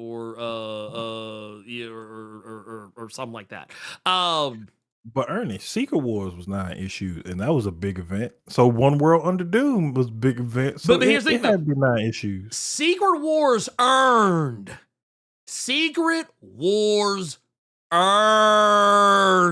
that 9 issues. That was earned. Well, what I just screwed up. You just screwed up. So you trying to sit here and say that Ryan North didn't earn his 9 of One World Under Doom. See, now, and you just doubled down on your screw up. Gavin was gonna put us in Central City. Now Ryan is gonna proofread it to make sure that the bald one gets it. See, look, here's the thing. And you know what? And I want to make sure I'm clear when I say this. I love Ryan North. I think Ryan North has written some of the best Fantastic Four you will read in your lifetime. But that said, I challenge anyone to read One World Under Doom, all 9 issues of it, plus a one-shot that came after the last Will of Doom. Yeah. And you're saying, I've read all of it, I bought all of it, so I'm speaking from a place of experience. There were issues of One World Under Doom where I was like, yeah, y'all could have cut this. This is dragging the story down. Like, because you know what? Oh man, okay. You know what? Fuck this. I'm gonna go ahead and say it. Fuck it. I already fucked up, so I'm gonna go ahead and say it. You know what? One World Under Doom reminded me of? You got it. Doomsday Clock, and I'm gonna tell you why. Ooh. Doomsday Clock was one of those stories at DC. Actually, back during that time where DC was falling smooth the fuck off. Doomsday Clock was that book that every time a new issue came out, I had to go back and read one of the older issues so I could be like, ooh, I don't remember what the fuck was even going on here. Like, it wasn't as bad as with Doomsday Clock, but I still, like, ever so often I have to go back and be like, oh yeah, this was a thing. This thing they're talking about right now, I guess that was a thing that happened. Man, it's crazy. Sal said something I thought was real funny when it came to Doomsday Clock. What was that? What did he say? Sal said that Doomsday Clock just felt like Jeff Johns hates Watchmen. You wrote this book just because you hate Watchmen. Damn. You had another story that you wanted to do, but you had to incorporate this. Yeah, you don't like Watchmen. Yeah. I mean, is Sal wrong? Is Sal wrong? It was just funny when he said it. That's crazy. And that was what, 12 issues? Yeah, Doomsday Clock was a smooth 12. Yeah. And then it was delayed too. I remember that. Yeah, because it took like 2 years for it to come out. A book that was 12 issues that was supposed to come out month to month that should have been out over the course of a year took 2 years to come out. Crazy. It's crazy. But here's the thing. Yeah. I think another issue that they have, and this is something else that George brings up in his article, is that Marvel has way too much fucking talent. Mm-hmm. And they're not using all of them, and in some cases using some of them too fucking much. Mm-hmm. Like, I love Jed MacKay, but I feel like Jed MacKay has way too much on his fucking plate, and I think it shows. I think it fucking shows now. I think that maybe we need to spread the love around. Maybe we have so many, there's so many different, okay, right now is Jed MacKay and Ryan North literally writing just about everything that Marvel has. To some degree or another. Like, they're almost over entire corners of Marvel's respective universes. Jed, in some cases, being holding down 2 corners. He's holding down Avengers and X-Men. which is insane to me. Like, this is Bendis levels of fuckery. This Bendis levels of fuckery, like having, like, and Jonathan Hickman as well. Like, but the thing is, it's like they keep coming back to the same people. And technically, Dennis Camp is also in that list because he's kind of getting a lot more work now. But the thing is, I feel like maybe we need to spread some of that around, give more people some opportunities, because now you're no longer the house of ideas. You're just a house of like a handful of people's ideas. You're the house of like 2 or 3 motherfuckers' ideas. Spread that love around. You know what I'm saying? Like, let some other people maybe like, tell some fuck, it says 2 tall Canadians. Yeah, he doesn't like that you're disrespecting these two tall Canadians. I mean, I love my Canadian brothers and sisters and NBs out there. I love them. I do love them. But I mean, in the words of Gail Simone, they don't know what a pickle is. So I just want to say to you that I think that what they need to do is they need to start. That's an inside joke for anyone who's been following Gail Simone and Tom Taylor and watching their back and forth discourse about Canada. But that said, no, I think that. Here's the thing. I'm not saying that Jed MacKay shouldn't be writing X-Men. I'm not saying that he shouldn't be writing Avengers. But I think that maybe, just this once, maybe we should back up off of Jed. And also, like, he's over a lot of the Moon Knight shit, too. He's covering too much ground. And I think maybe we should spread that ground out a little bit more. I think that, I thought the One World Under Doom, I thought it started great, and I even thought it ended great, but I will be a liar if I told you that it was good in the middle. I would be a fucking liar if I told you that, if it was good in the middle. There are way too many creatives that are successful where they are. To this statement.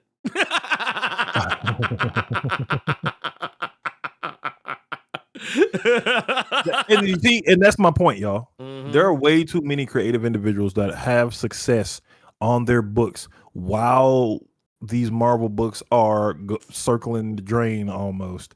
Or, well, I don't want to say circling the drain. Valiant is circling the fucking drain. Marvel just boring.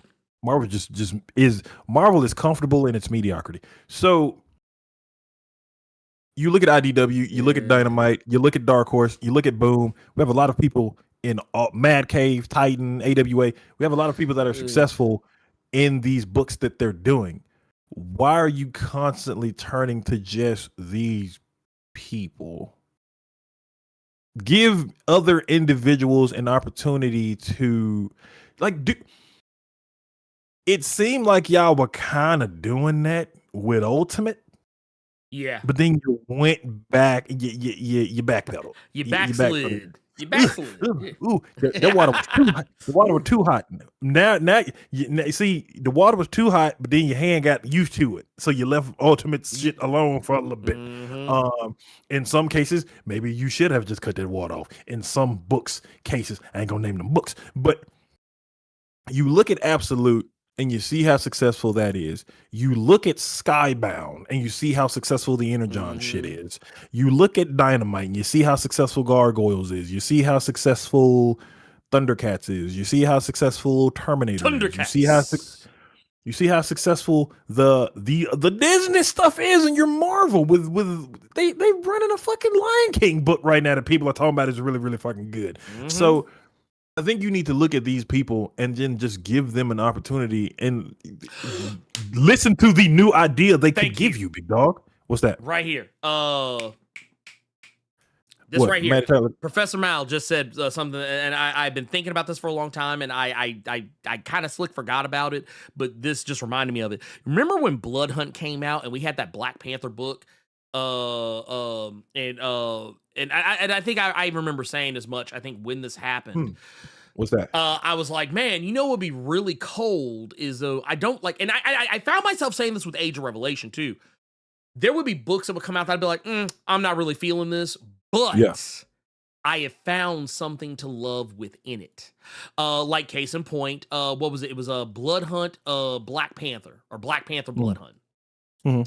Some of y'all might remember this. That was Cheryl Eaton who wrote the Black Panther Blood Hunt Okay. series for Blood Okay. Hunt. And while I didn't like Blood Hunt, I thought that Black Panther was pretty fucking good. And I was like, man, you know, it would really be nice if maybe once all this is wrapped up, because you know, at the time we knew there was not going to be another Black Panther book after it. I was like, man, it would have really been nice if Cheryl Eaton would have got an opportunity to continue her story, like to continue writing Black Panther after Blood Hunt, like actually give her a series. I said the same thing about Cloak or Dagger with Age of Revelation. I was like, man, would be really nice if maybe they give Justina Ireland an opportunity to write these characters in a book after the fact, because I was like, I feel like this Cloak or Dagger book, it should not have been a Age of Revelation tie-in. It should have just been its own book. And I think if it was its own book, I think people still would have fucked with it because it was good. Yeah. It was actually legitimately good story. This should have been, it's like this like we should still be reading a Cheryl Eaton Black Panther right now. Cheryl Eaton's Black Panther should be on like issue 20, 15, 20. I forget how much time has been since Blood Hunt. But like we should still be reading it to this fucking day. But we are not, and we are all poorer for it. These indie comics need to make movies. No, they don't. No, they don't. No, they don't. They don't need movies at fucking all. I think that's for people with short attention spans. What's that? No, I'm gonna tell you what they need. You know what they need? What's that? Motherfuckers to buy them and read them. There you go. That's what people. That's what indie comics need. That's what they need. Why? They need somebody to. Because here's the thing. You're okay. What is the point? Okay. Look, this is gonna sound ugly as fuck. But what's the point of making a movie about an indie comic that nobody knows about or nobody's talking about? That's what I'm saying. Because that's what I'm saying. You don't even have any buzz. You don't have any built-in buzz. So now you're just praying that movie does well and then gets people to direct it back to the comics. And who says you're going to go watch that movie if it's based on a book your ass has never read nor heard of? What you're going to do, and I'm not talking about you specifically who made that comment, or Joe Curry who said why not. You're not going to give that movie, that TV show, an opportunity because you've never read the source material it came from. So what are you going to do? You're going to go out, you're going to look on YouTube for random angry ass dude over here that makes you laugh when you watch his videos, and he's going to tell you it was shit, and then you're going to say the movie was shit, so the book was probably shit too. I've seen that too many times. And again, I'm not talking about y'all. I'm just saying how people treat shit like that.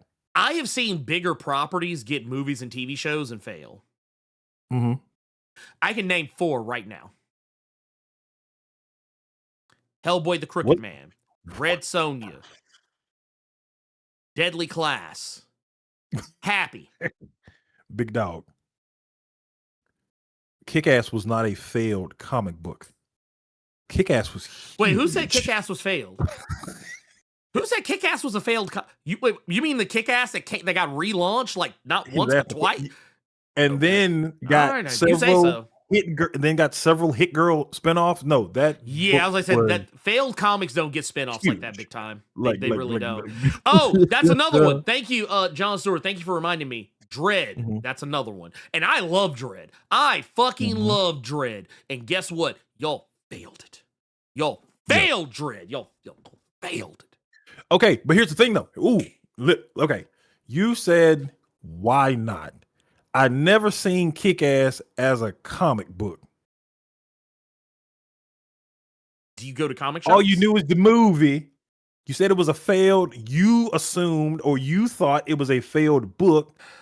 So you never even heard of the goddamn book. You just went to the movie. So again, what's making a movie going to do to equate that to you going into a comic shop and then going to read that shit? Can I divorce you? Can I divorce you of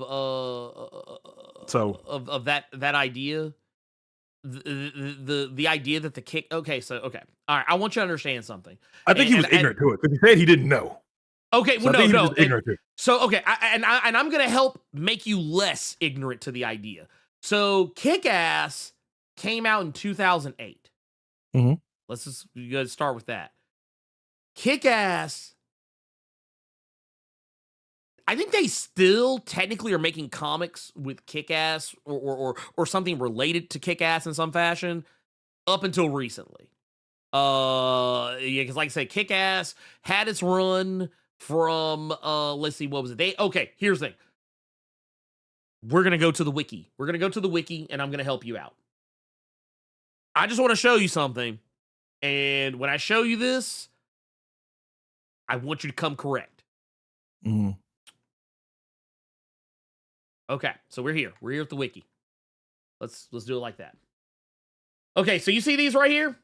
These are the original Kick-Ass books. Ran from 2008 to 2014. Okay, first off, right there off top, no comic that is not successful runs for that long, even in 2008. Then after that, they had the New Girl, they had the Hit Girl series, and they also had they also carried on to do other stuff because like he was also in Big Game and Crossover, whatever. And then you've also gone on to have video game series and things like, okay, so first off, okay, none of this shit you're talking about, you're saying would have saved the Kick-Ass comics. None of this shit would have fucking existed if that comic weren't so fucking popular. So there you go. The prosecution rest. Yeah. Yeah. See, that's another one I disagree with. Marvel needs to take chances on young talent. Marvel needs to take chances on good talent. On people that aren't just the household name. You can be. And then right here, Osiris just said right here, there's a new Hit Girl coming out. New Hit Girl comic coming out, I think. Good Lord. Yeah, they even had a new Kick-Ass. Yes, there was a black woman. Yeah, it was a black girl. Yeah. And Deadly Class. That's a sore spot for Ernie. Yes, Deadly Class was a TV show. It was on Sci-Fi. It only got one season, as far as I know. It only got one, or did it get two? I feel like it only got one. It was one. But yeah, like Deadly Class. You mean this Deadly Class? Yeah. A series that ran for 44 issues? Got one season. Hell, honestly, the reason why y'all didn't hear me talk about Revival as much is because I was deathly terrified of the fact that Revival was going to get... Now, Revival has been renewed for a second season, but I actually didn't think it was going to happen. I actually had no faith because it's on Sci-Fi Channel. Same as Deadly Class. Deadly Class got one season, and they gave that really just Grant Morrison story 2 seasons with Stabler. Happy. They got 2 seasons. That's crazy. But just let's get back. Yeah. I want to, so okay. Mm-hmm. Here's something I think that we need to we really need to just accept. Mm-hmm. When you go into a comic shop on Wednesday or whatever day you go in, or when you go on Global Comics, link in the description, or you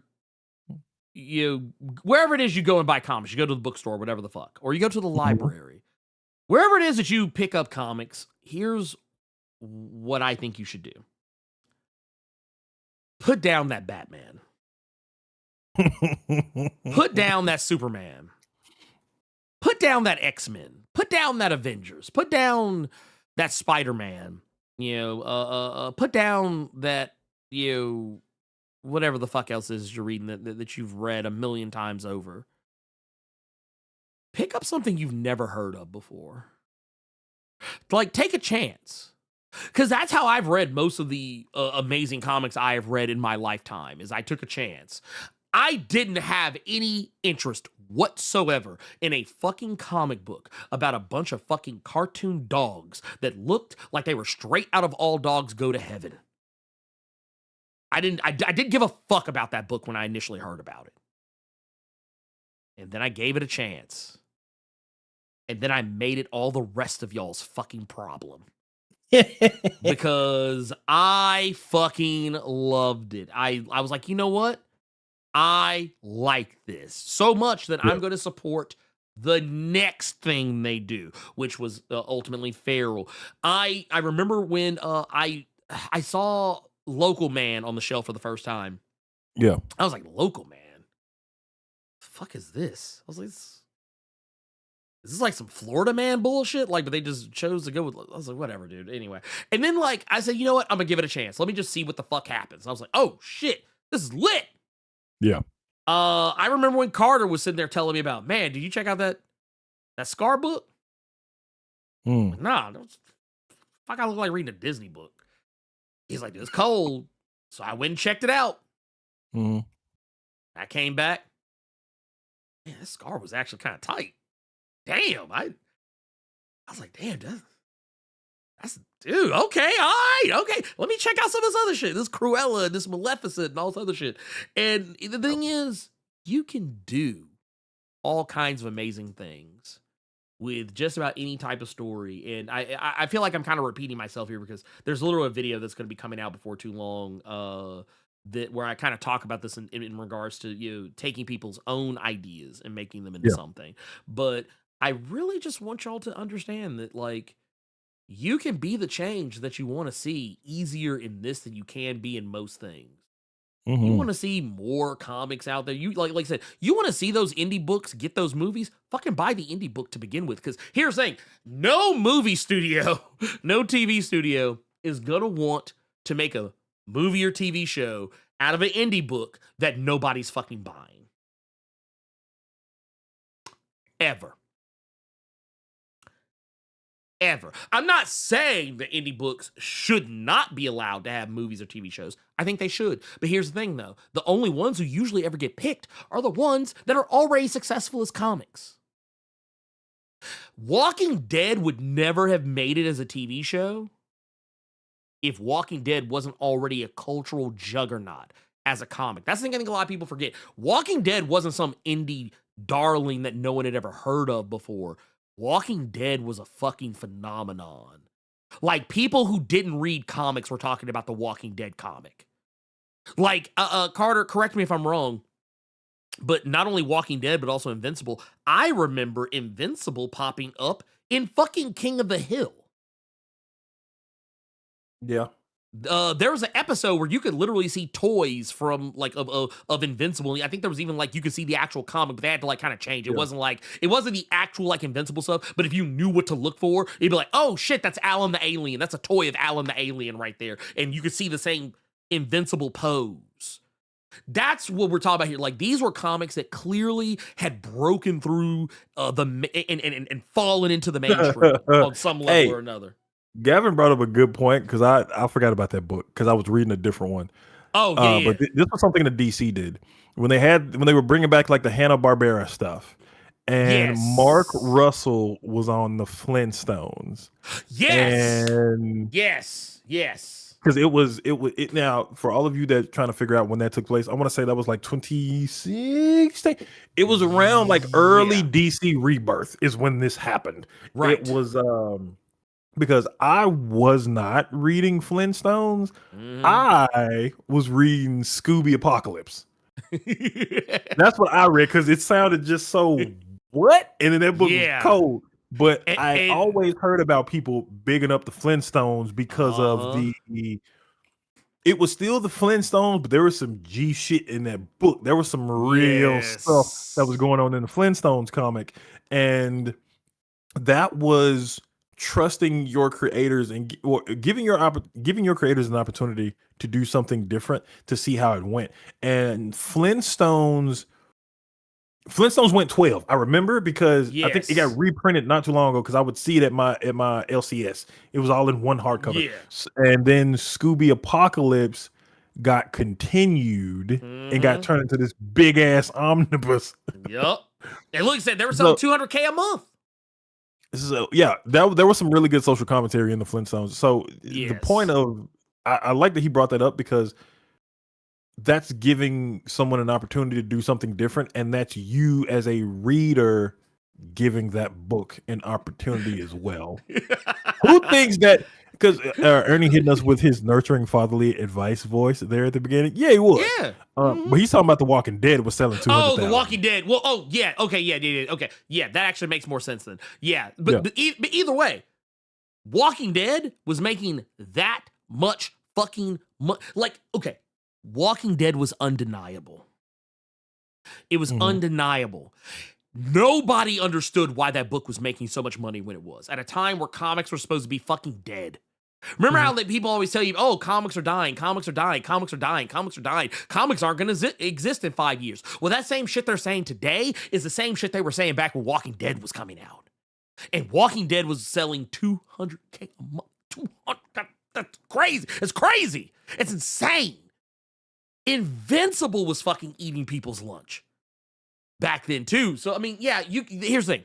All this, like, okay. You got to support the book. Yeah. You got this is a non-fucking negotiable. You got to support the book. You can't claim you support the book and not support the book and just hope that other people support the book and then expect the book to do well. You got to support the book. You have to vote with your dollars. Okay, yes, I have you said that part because I want to say something, but I don't want it to be interpreted a certain way. You can't say you're supporting the book just because you agree with Carter and Ernie or you liked Ernie's video. That's not supporting the book just because you like what we said about the book. You got to get your ass up, man. Yo, exactly. You got to get your ass up, or you just grab your phone real quick. Right. Like, dog, come on now. This right here, Sunchild just literally just right here. Because I remember I used to hear people say this shit back then, even in the 90s. People have been saying this shit for a long time. Comics are fucking dying, and yet we are here in 2026 talking about the very same thing. Now I could make a case to say that they're not exactly, comics aren't exactly hurting, but they're not exactly thriving either. But people are still trying to spit that same narrative, and I feel like it is so hurtful to this industry that I love. That I'm trying to enrich and make better just by virtue of the shit that we talked about. But I will also go as far as to say, Gavin also pointed out something as well. Y'all, okay, we're talking about Walking Dead coming out at a time where Image was not the Image we know today. Image was still trying to find its identity as a publisher.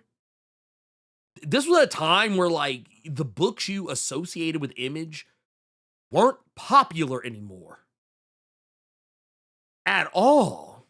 Image was how, like, you talk about like AWA or Mad Cave, where just like a handful of people were talking about Invincible, or a handful of people were talking about The Walking Dead. Because I remember, oh my God, we finna go back some years. I remember when somebody was trying to tell me about like real good comics to go to check out, and I think one person, this is a sign of the times. One person brought up Invincible because they were the only person reading it in the shop.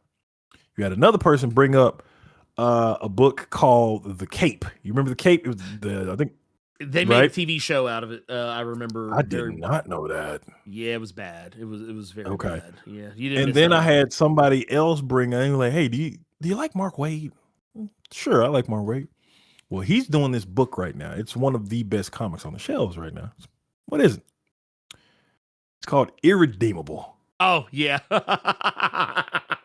Nobody was talking about Image like that, dog. It was if you like zombie stuff, yeah, you can go check that out.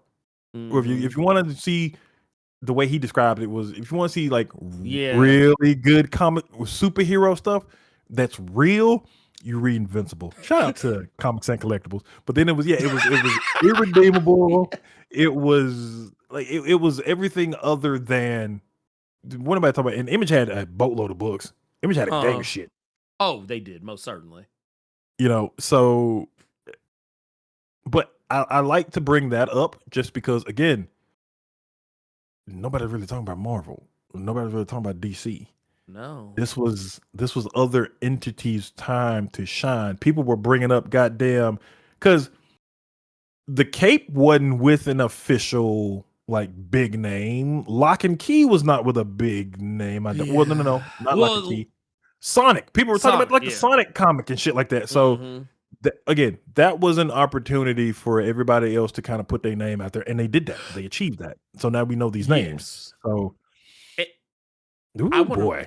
I want to make something clear as well, because I want y'all to go do what Marcus Bullock is going to do. Say, I'm going to try and see if they have Power Fantasy in my Maximum Comic Store. And here's what I'm going to tell you, dude. If they don't have it, I'm going to tell you what you can do to change that. Ask them to put that shit in your pull box. Because you know what I did? You know what I did this week? I tell you what I did this week when I went to my shop. I was like, hey, you know what? I was like, you know what? I'm out here. I was like, I'm out here violating. What'd you do? Where's my pile from this week?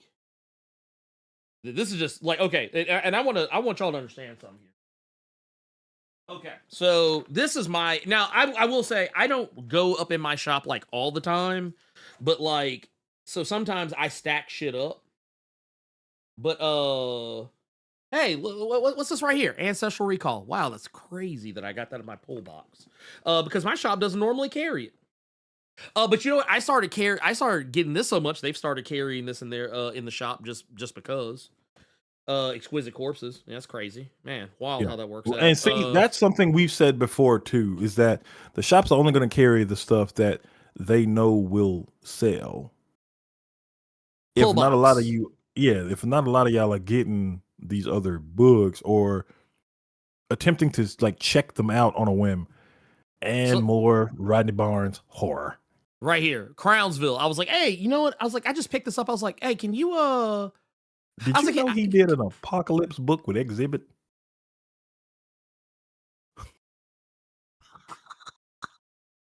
Look up, apparently it's a series. Look up Florence and Normandy. It's a neighborhood here. But yes, it's Rodney Barnes and X to the Z. Well, I just wanted to use that as an example because whenever I go to my LCS and I find something I really like, I always go back and I'm like, hey, can you add this to my pull box? I did the same thing for Roots of Madness. My shop does not carry Roots of Madness on the regular. They do not order it to put on shelves. However,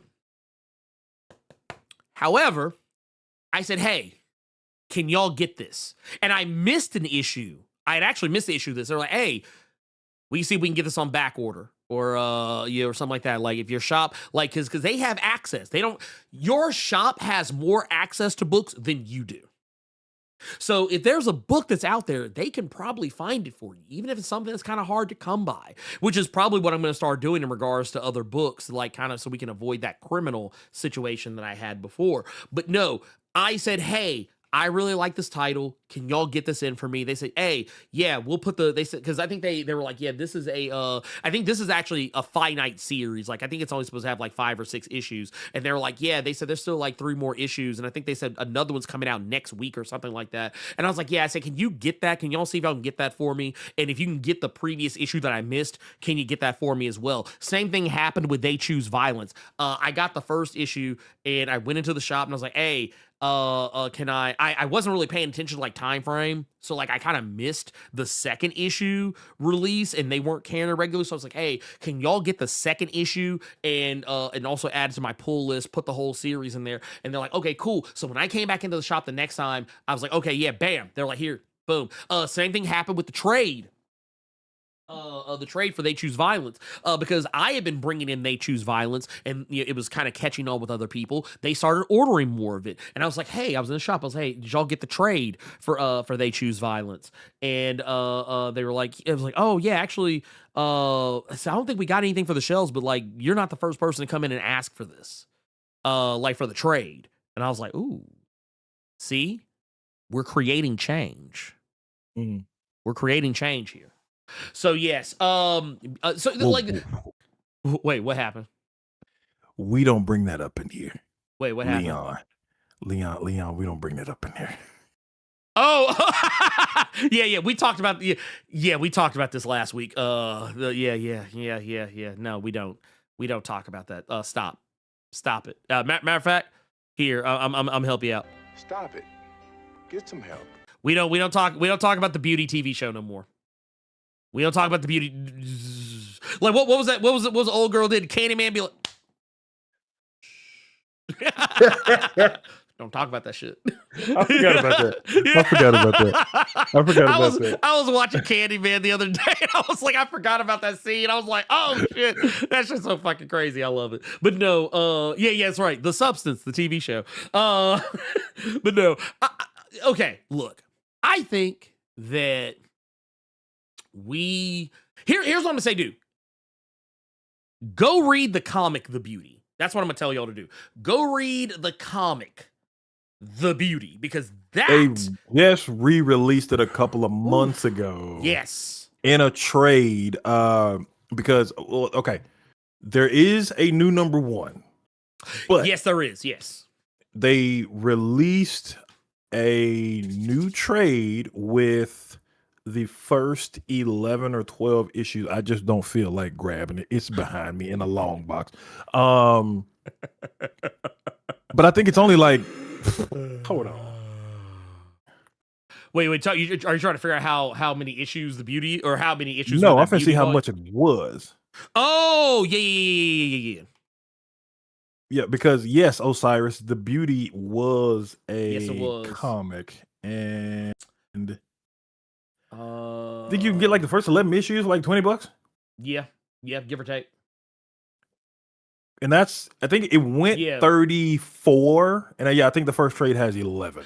Yeah, The Beauty book 1 is there. You go, book 1. Yes, book 1. It's the first 11 issues. Yeah. And there is I saw book 2, and I think I saw a book 3. I didn't see a solicit for book 2 yet. That's what I'm waiting on. So yeah, matter of fact, here. I'll I will share with you. But yeah, if you're interested in The Beauty, I would absolutely recommend you read the comic and run far the hell away from that TV show. From that TV show. Yeah, oh, that's the cover for it. Jesus, that is gross. That is. I love it. Yeah, no, I'm here for it. I'm like, you know what it is? Oh, you know what it reminds me of? It reminds me of them nasty ass covers we got for I Was a Fashion School Serial Killer, which, by the way, I actually, you know what? Let me not bullshit with y'all. Have you seen more of these feral covers? Because they did one for like The Conjuring, like the variant covers they do with a horror movie. Yes. That shit is ridiculous. Dude, wait, is it out yet? Is this out yet? Yes, it is out. Okay, so yeah, that's my next that's gonna be one of my next. Out? I Was a Fashion School serial killer trade. It's they got it. And they got the cover where she got the meat jacket. She got the meat jacket on, which I'm 100% here for. Barry, The Beauty book 2 is out and have read it. Mm-hmm. You found Beauty at HeroesCom from the author and bought them all except for the wrap-up of the first series. So the one we're talking about with the book 1 and the book 2, those are just collected editions of the first series. Yes, that's not 100%. volume 2 that currently is out with Roots of Madness, and I think he does another one as well, like a serial killer podcast, I think is what it's called, or something like that. Yeah, but something like that. All in all, read the book. Don't watch this show. Don't watch that show alone. Like I mean, I'm gonna check it out when it comes out, but I have no hope for it. I literally have zero hope for that show whatsoever. Because literally you changed the premise of it because you wanted to appease the sensibilities of anyone who might stumble upon that show on Disney Plus, but no. I'm sorry. And I think no, that's what it was. I talked about it Thursday. We were talking about all the stuff that was coming out this year. And that was one of the things I was like, nah, I'm good. I'm super straight on The Beauty. I would rather drink turpentine and piss on a brush fire than give that show more time than it deserves. Which I'm still going to do anyway, because I don't want to be an asshole and talk about something I have no idea about. But I mean, you get the idea. Ooh. If they can't get Why the Last Man right, what hope does most of these adaptations have? What did you do? that is boy. That is boy. No. I mean, you're not wrong. You're not wrong. Boy. You're not wrong at all. Boy, you hit the nail on the head. That's bars. In one smooth motion, G. Wow, it didn't curve or nothing. I mean, it's not an incorrect statement. But I mean, that said, I do not want to forget about we've got a couple of things on here that I want to make sure that we hit before we got us another 1999. This actually came in earlier, but it did. We went on like kind of a little bit of a rant there for a bit, but this was kind of a throwback to what you were talking about earlier about JT Money. Carter, you wanna hook this up for the? I will not, because I'm singing it in my head. I would love for you all to go back and watch that video for that song. It's called "Who Dat" from JT Money, because it's supposed to be a riff, or it's supposed to take place in the same world that Face Off took place in. Because if you go back and you watch the music video, it's in the prison that Castor Troy, but it was actually John Travolta was in with the magnetic boots and everything like that. So I'm just like, bro, I remember what did JT Money know about Castor Troy and Sean Archer? Come on, bro. Thank you for that 1999, but I'm not saying that shit. Yeah, he's like thank you for that. 1999. Super chat. No, it's and here's the thing. Because I see y'all bringing up some other books. That that got TV shows, some of which got canceled and or are still continuing. They've there's been a lot of stuff. There's been a lot of stuff. Sweet Tooth was another one. That book actually did pretty well. At least as far as acclaim goes. Did that. I forgot. Netflix did that. Paper Girls, which got unceremoniously canceled. I will say though, Paper Girls kind of strayed a little bit from off the beaten path. So I was actually kind of okay with it. I didn't want it to get canceled, but the route that it was going, I was like, and how cheaply the show was made, I was just like, nah. No, thank you. What is Paper Girls about? Well, it's funny that you ask what Paper Girls is about. So basically, Paper Girls is about a group of young ladies who are paper girls. They ride their bikes and deliver papers early in the morning, and they end up encountering strange temporal phenomena, and they end up getting sucked into time travel shenanigans. That's the most I'm willing to say about it, because I feel like that's one of those, like, Paper Girls is one of those books. Like, do I still have it? I think it's hidden behind something right now, because I think it's back over there. I think it's back on my other shelf. But like, people kept calling Paper Girls a Stranger Things knockoff, even though Paper Girls came out first. People said the same thing about Bitterroot. People said the same thing about so many other things. Like, honestly, I think the only reason Paper Girls got a TV show is because they were like, well, shit, let's capitalize on people thinking that this is a Stranger Things knockoff. Because it really isn't. There's, like, honestly, Paper Girls has so little to do with Stranger Things. The only DNA that Paper Girls shares with Stranger Things is that the principal characters are children. That's it. There's no Upside Down. There's no Demogorgon. There's no Vecna. There's not even Dungeons and fucking Dragons. Yeah, there's none of that shit. There's no grizzled cop trying to help them. There's no child. Not one of them has telekinesis or anything like that. It's literally just some regular ass girls who wind up getting sucked into time travel chicanery. That's what it's about. Like, so when people would say that it's just Stranger Things, I mean, yeah, it has Stranger Things vibes in so much that it also takes, that is another thing. It does take place, I think, like in the 80s to start. Like, it does take place in the 80s to start. So yeah, children as principal characters takes place in the 80s. It ends there. It literally ends there. So yeah, it's insane. Very, very, very, yeah. Kids on bikes equals Stranger. That's what it. When kids on bikes, they copy Stranger Things. Yeah, that's crazy. That's crazy. That's wild, man. Can't believe you did that. I can't believe y'all would do that in this economy. There was bikes. There's bikes. So you know that's you know what it is. Paper Girls is never beating the charges now. They're never beating the charges. You heard it here first, y'all. unabashed copy of Stranger Things. Carter, would you like to inform the good people when Paper Girls actually came out? Oh God. Oh God. No, 'cause I almost said something else. Because I wasn't reading. It was 2015. Yeah, 2015. When did Stranger Things come out? 2016. 2016. As a matter of fact, July, the first episode of Stranger Things aired on July 15th of 2016. The first issue of Paper Girls came out October of 2015.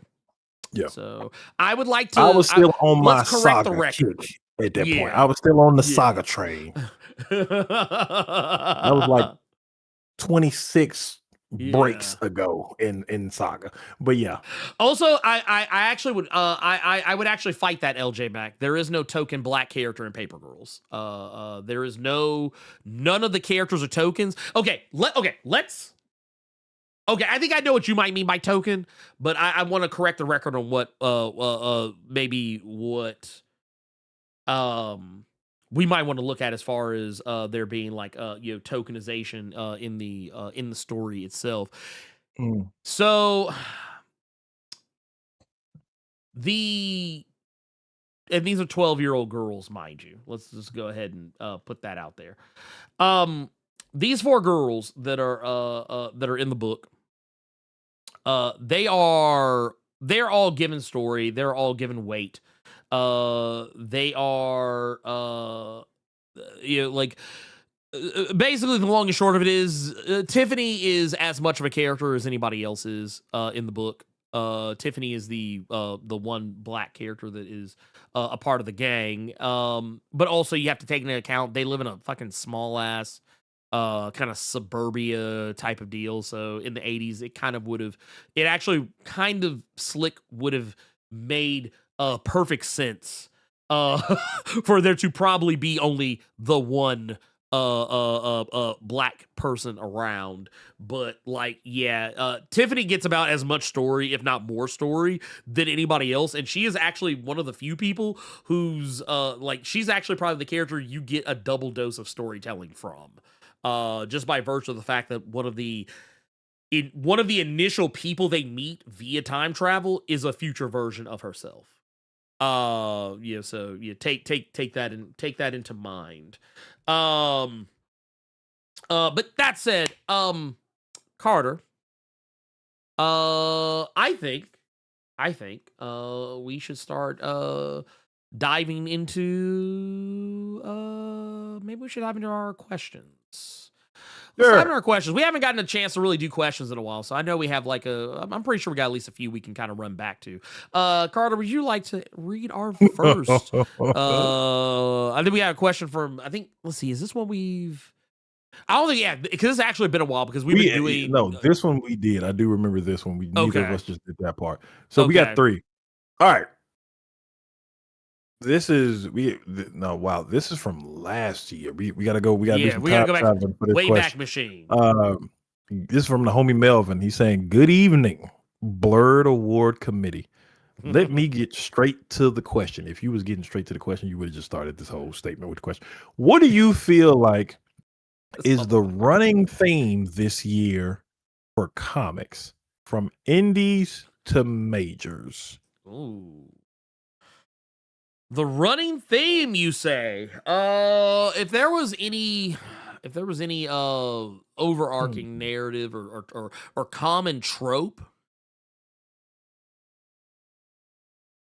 I would actually say political discourse. There was a lot of the comics I read, at least, all kind of tackled the pitfalls of the administration that we are now currently in some way, shape, form, or fashion, whether you noticed it or not. That was something I saw. I remember seeing a lot of that and the pitfalls of artificial intelligence.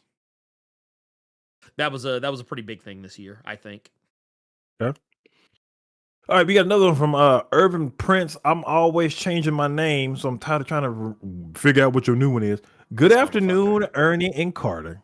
Question: Which character, Marvel or DC, y'all really got to do something about that, has the worst trait? That is all. Y'all have a blessed Saturday and happy birthday, Carter. Happy belated. Thank you. Yes. Which Marvel or DC character has the worst traits? Charles Xavier. No, I'm joking.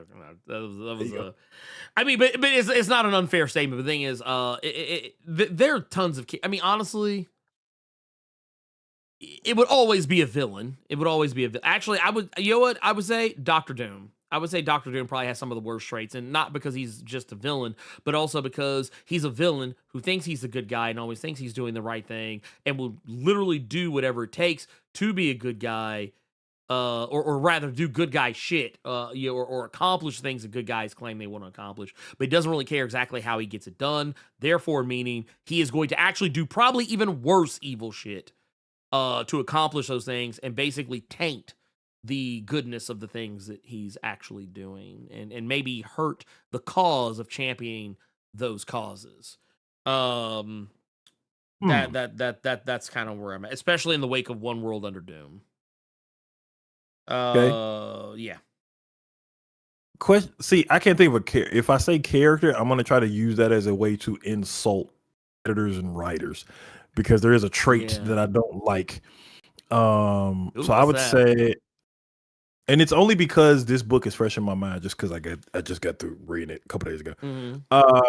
So I can't use character, but I'm going to use writers and editors who have had the opportunity to write Jessica Jones and only write Jessica Jones as that's just Luke Cage's baby mom.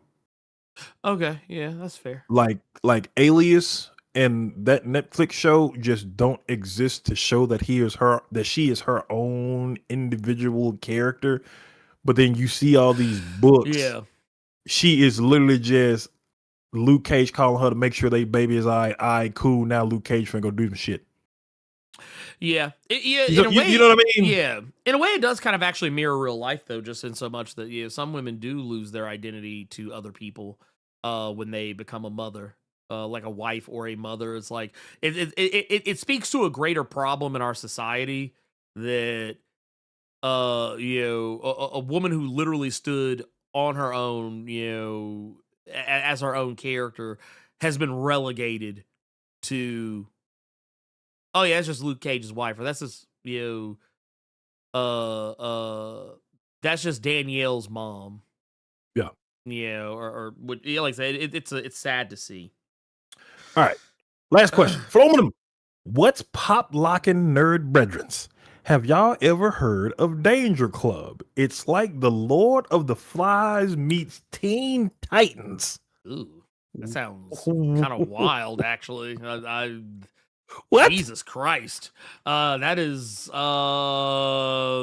lot. I don't know how I feel about that. I've not heard of it, but now I'm interested.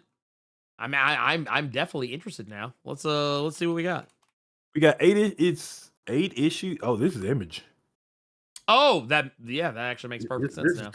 This 2012 Image. Ooh, Lord. Yeah, man, you want to talk about a goddamn time machine. Jesus Christ. I mean, it looks cool though.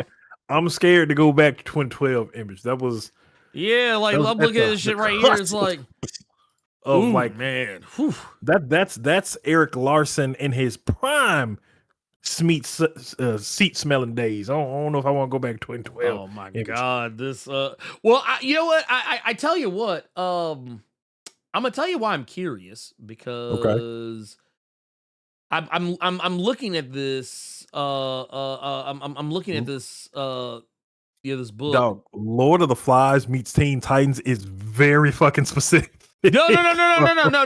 Hunt, no. Make no mistake. Make no fucking That's what actually has me like kind of intrigued, but like that is very specific. Yeah, no, that's a very, like, because I mean, first off, Teen Titans was already, like, a lot of people forget how dark Teen Titans used to be. So the fact that you're taking a story like that and then like you mix it with like a story that's already objectively fucking dark. Yeah, you know what? I'll check it out. I'll check. You know what? Here, let's do a check. I want to do a check. Let's see. We're gonna do one of my personal favorite checks. And this is the Global Comics check. Let's see. I want to see if this is on Global Comics. I don't think it is, but we're gonna check.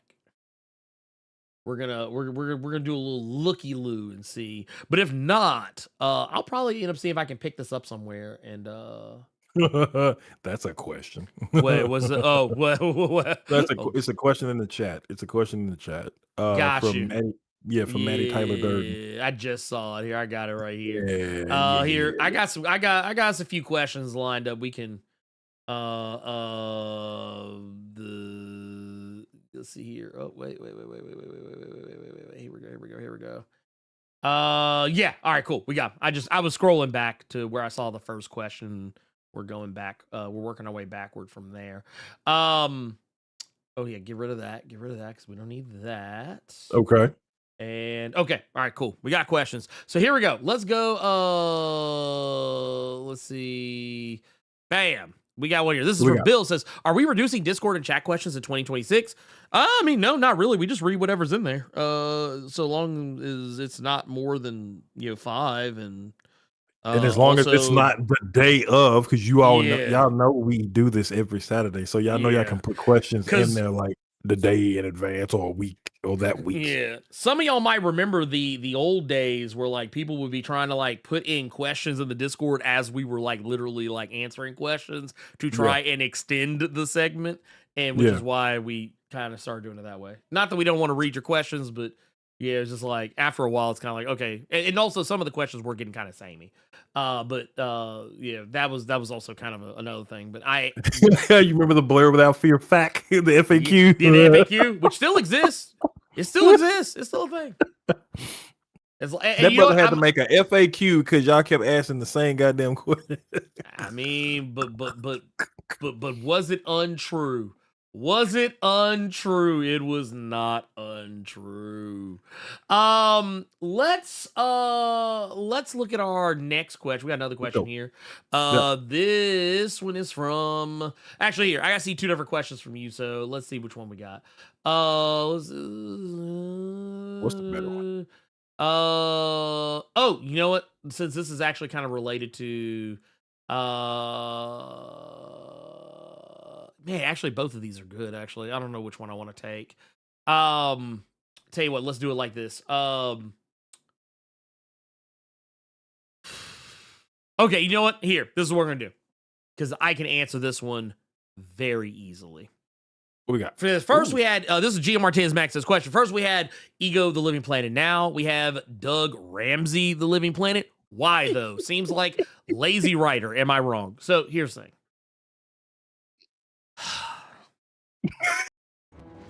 You make it.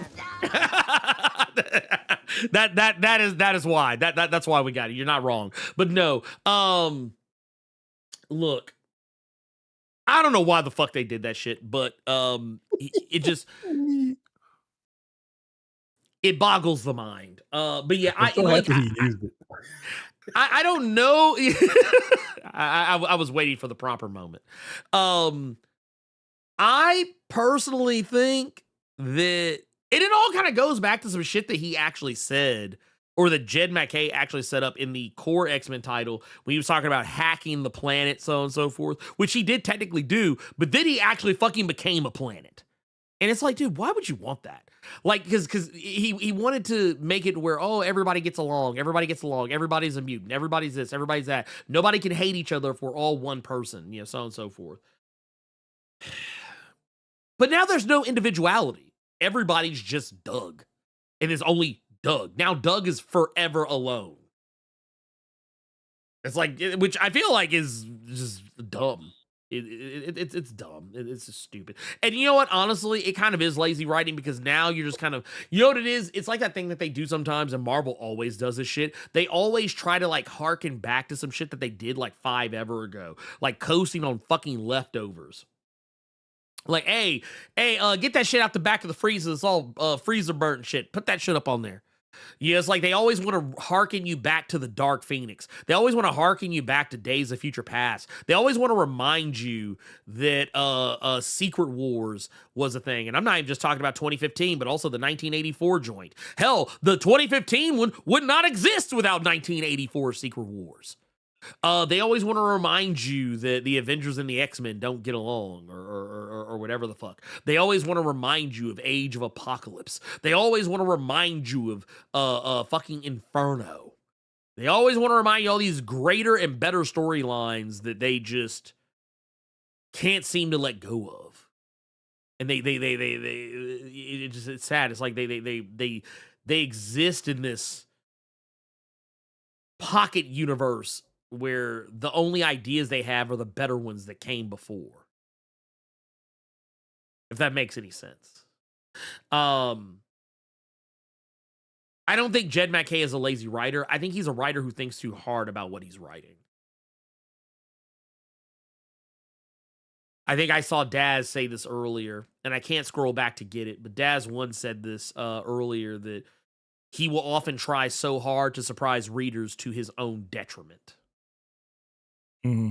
And you know what? I actually think, and I don't know, Gavin, you might be able to correct the record on this. I don't know. But I feel like Jed MacKay is one of those writers that I think he actually pays attention to the dirt sheets. And by dirt sheets, I mean channels like mine and what other channels are saying, the channels that usually try and guess what the plot is. And I think he tries so hard to try and like listen to all that shit, but also try not to do anything that anyone has suggested, even if it makes the most sense and even if it was an idea he may have had from the word go. I don't know. Maybe I might be giving the man too much credit. Yeah, but that's another story altogether. We have also got Mount Tyler Durden right here with the question. Says, y'all ever read the Comics Code Authority? What's the worst damage do you think is done to comics? So let's talk about that for a split second here. For those who, I would imagine everybody knows what the Comics Code Authority is, but sometimes I just like to pretend people don't know shit because it's always someone's first time. I just found out the other day that a lot of people don't know what the fuck a glass cannon is.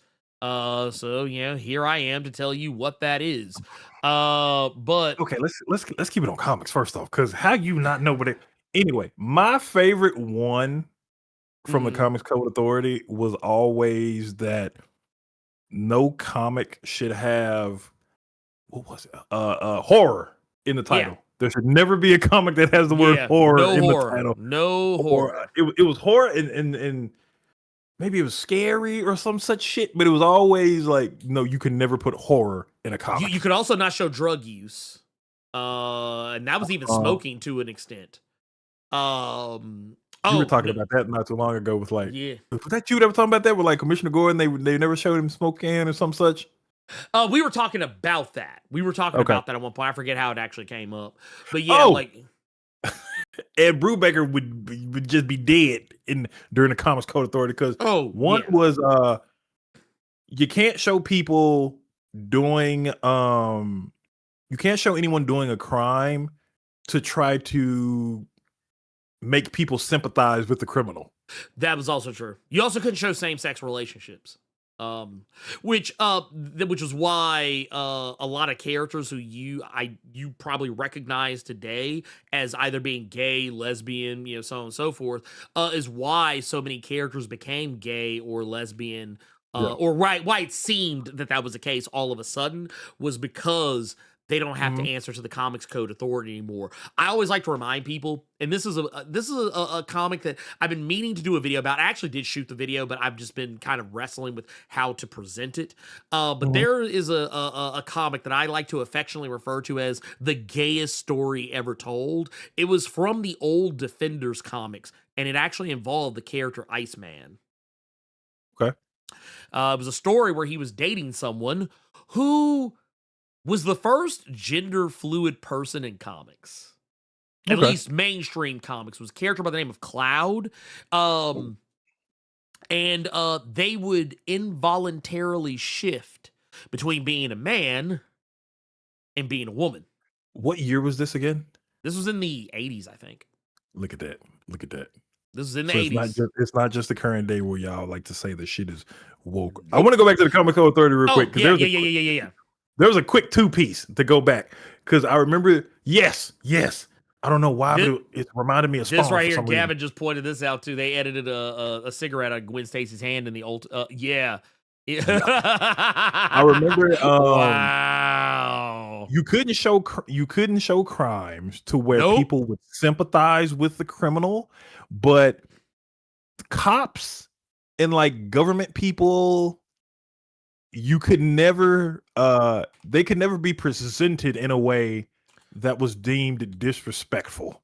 So there were no crooked cops, there were no shiesty judges or people in the government that was doing some foul shit that couldn't be in comics. Oh, and here I'll throw you one better. Here, let's pull this up. This is actually an older edict, like a or like a picture of the edicts that were there. But like, yeah, if you like go here, yeah, crime shall never be presented in such a way as to create sympathy. That's what we're just talking about. Yeah, if crime is depicted, it shall be as a sordid and unpleasant activity.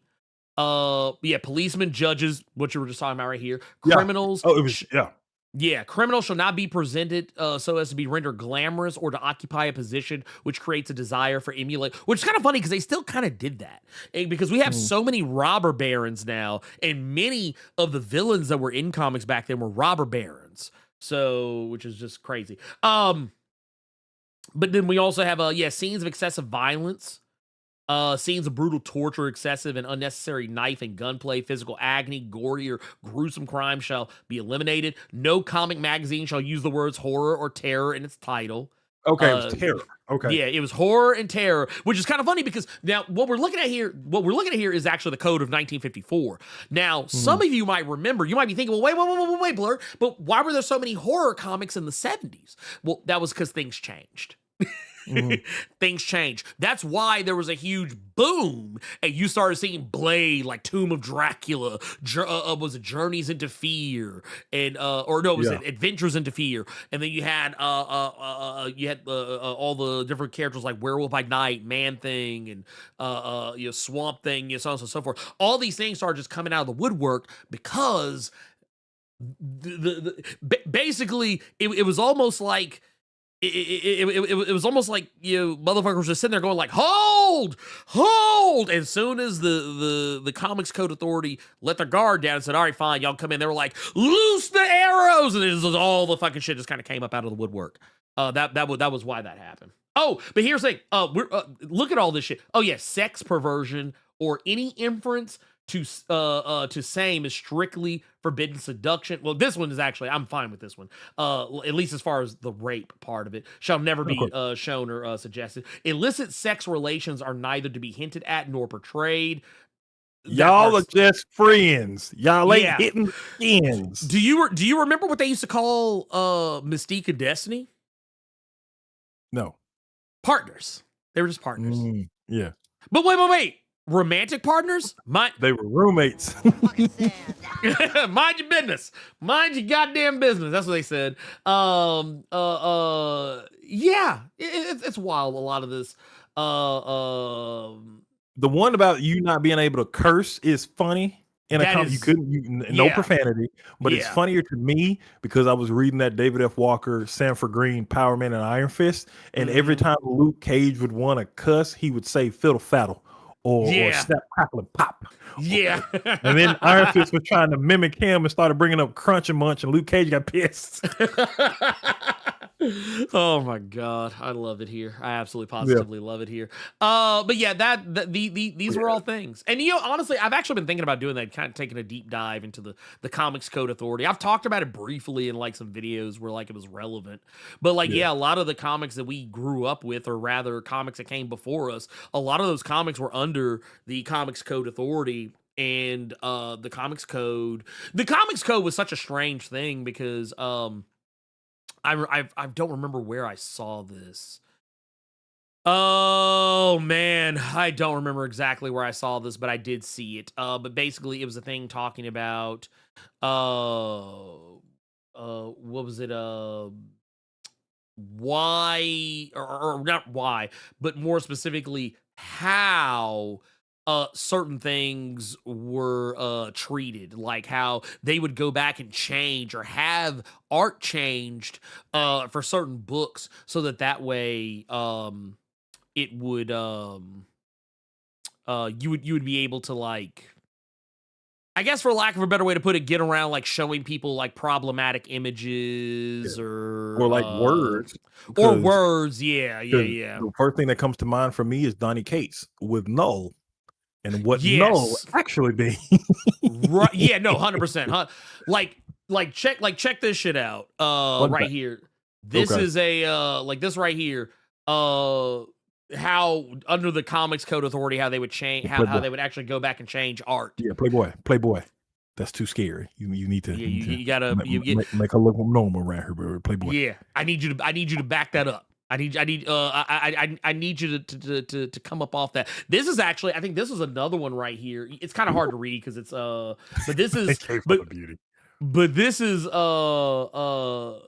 I think this might be like a somewhat more recent one, but it hits a lot of the same things. It talks about marriage and divorce and love, romance, same-sex relations, and perversion, shit like that. And then you've also got like how they went after some of these comics back in the day. Chief among them, one of the main Tales from the Crypt. From back in the day, and like Marvel Tales and Adventures into Fear and so on and so forth. Yeah, like it's they used to go after a lot of shit. That's an idea for Ernie. If you have the time, you can do a collab with Casually Comics because she loves to talk about the code. Not me, yeah, I don't exist according to John Stewart. I'm gonna remember that. Man, I'm that's banned crazy. every Blerd came. But yeah, that'd be crazy. something nice. Crazy. That'd be something nice to see. Yeah, I mean, possibly. I feel like yeah, I don't think I've ever actually had any meaningful interaction with Dude, I don't think I've ever had any meaningful interaction with Sasha. Her videos only just randomly started popping up for me, and then I saw the interview with that. I saw the interview she did with Jim Zub talking about Conan, and then I went and we just went and got Conan. Yeah. But she does. I know she does a lot of live streams because she does like solicit live streams and stuff like that. Yeah, she does. I don't ever catch them because I think there are just times where I'm just off doing like other shit. But but yeah, that is kind of wild though. Oh God, this is the second time he's put that question. I feel like we can just do this one and then leave it because this is gonna be funny because you getting sick of it and it's gonna make me laugh. Do you think the Ultimate Universe should have gotten at least 5 years to flesh out the universe more and give heroes like Spider-Man and Peach Momoko's X-Men, it's not Momoka, more time to establish themselves? Now comes the part where we throw our heads back and laugh. Ready? Ready! No, I don't think so. I think they had a good run. You don't need. Okay, first off, if you need 5 years to flesh out a story, I don't know what to tell you. If you need 5 years to flesh out something, you can't figure it out. I don't know, especially when we're talking about titles that release over the course of months. Here, let's here. I want to help y'all out. Uh-oh. I want to help y'all out. So let's say you actually came out with a book that was released monthly and on time without delays or hiatuses over the course of 5 years. Carter, do you know how many issues that would be? I don't want to think about it because my wrist would be hurting from all that goddamn writing. Yeah, it'd be 60 issues. Somebody said this. Oh yeah, this is X1 brethren. This ain't Saga. It's Marvel. Right? Yeah, exactly. This is Marvel we talk about. Marvel is doing good to get books to 5 issues, okay? They're doing good to get books to 5, okay? Now, I'm not saying books shouldn't be allowed to go that long, but here's the thing you got to think about. That means people need to be consistently buying that book. That book needs to be a commodity. It needs to be something that is literally undeniable. And here's also something to consider is that, well, yes, It would be nice to get maybe, that much out of the Ultimate Universe, but I think, Carter, do we want to revisit something that I believe Dennis Camp said himself in regards to the Ultimate Marvel Universe as we know it? Do we want Fucking to emojis all on me like gnats. I'm listening. do you feel that this is something that do you feel like this is something you feel like maybe, I don't know. I feel like he said it and in a way that I think actually makes maybe the most amount of sense, that yeah, sure, he could have, but here, I'll let Dennis speak for himself. I'll let Dennis speak for himself. Let's let Dennis speak for himself. He said, but then Will Moss came to me and said, "Hey, I think we're gonna end it. End it. This was a long time ago, at least a year before now, I think, but I'd have to check. Not because the books are, quote fingers, too woke. If they were that, they'd interfere with the writing of it, which they haven't, or because the main line is jealous, this is silly, money is money to them, but because everything seemed to be coming to a natural conclusion. They felt they had something special with the universe as it was, consistent creative visions that told their stories and had a clear beginning, middle, and end, an accessible creator-forward reimagination of the Marvel Universe, a version of the never-ending story that ended. And that the purity of that vision, they though think could pay dividends for a long time after if it didn't overstay the welcome, dilute it, or fumble the ending." Now, why can't you do that? Yeah, With main Marvel. you would think. You would think. And I would even go on to say, Dennis also goes on to continue with saying, yes, I had plans for stuff coming after, continuing this world, and part of me was bummed about that, but in my heart, I think I knew that they'd be lesser. Moreover, for me, the Ultimate Universe has been a place for trying new things in comics, radical things, whether it's the real time pacing or the radical interventions of Marvel characters or the formal play that have characterized my run. That's what excited me about the Ultimate Universe. It excites me still. And this really truly ending the universe on a high note, having it be this contained thing, giving a story an end, that's radical for Big 2 comics. It's something that, to the best of my knowledge, has never been done on this scale by Marvel or DC. So I like this because it's true. Yeah, it's very true. Because if you look at, because we've cracked jokes on it before, but let's go on the DC side of things. Right. They've tried their own universe and things like that before, and what came of it? Nothing. Well, give me an example, Carter. Sure. Earth 1. Earth 1 was there to be like an ultimate universe for their characters, and it was standalone. I want to say OGNs, but it was just standalone hardcover books from Grant Morrison and Jeff Lemire and JMS. I think JMS did Superman Earth 1. I think that was JMS. They had Batman with Jeff Johns. They had Gabriel Hartman doing the Green Lantern Earth 1 and this, that, and third. And wet fart. Just wet. You thought you thought it was just a poot, and it wasn't. And you look at the Ultimate Universe, they were able to do their stories with these characters, and they're gonna have it ending. And now you can go and you can read that, and it won't be diluted, like you said, with. Hey, just stop right here, because then it kind of get bad in this little portion, right? You don't have to do that. You don't have to do that. This person's gonna take over for a couple of issues. I would tell you, you don't have to do that. It's just this creative team, front to back, and we're done. Hope you enjoy this. Boom.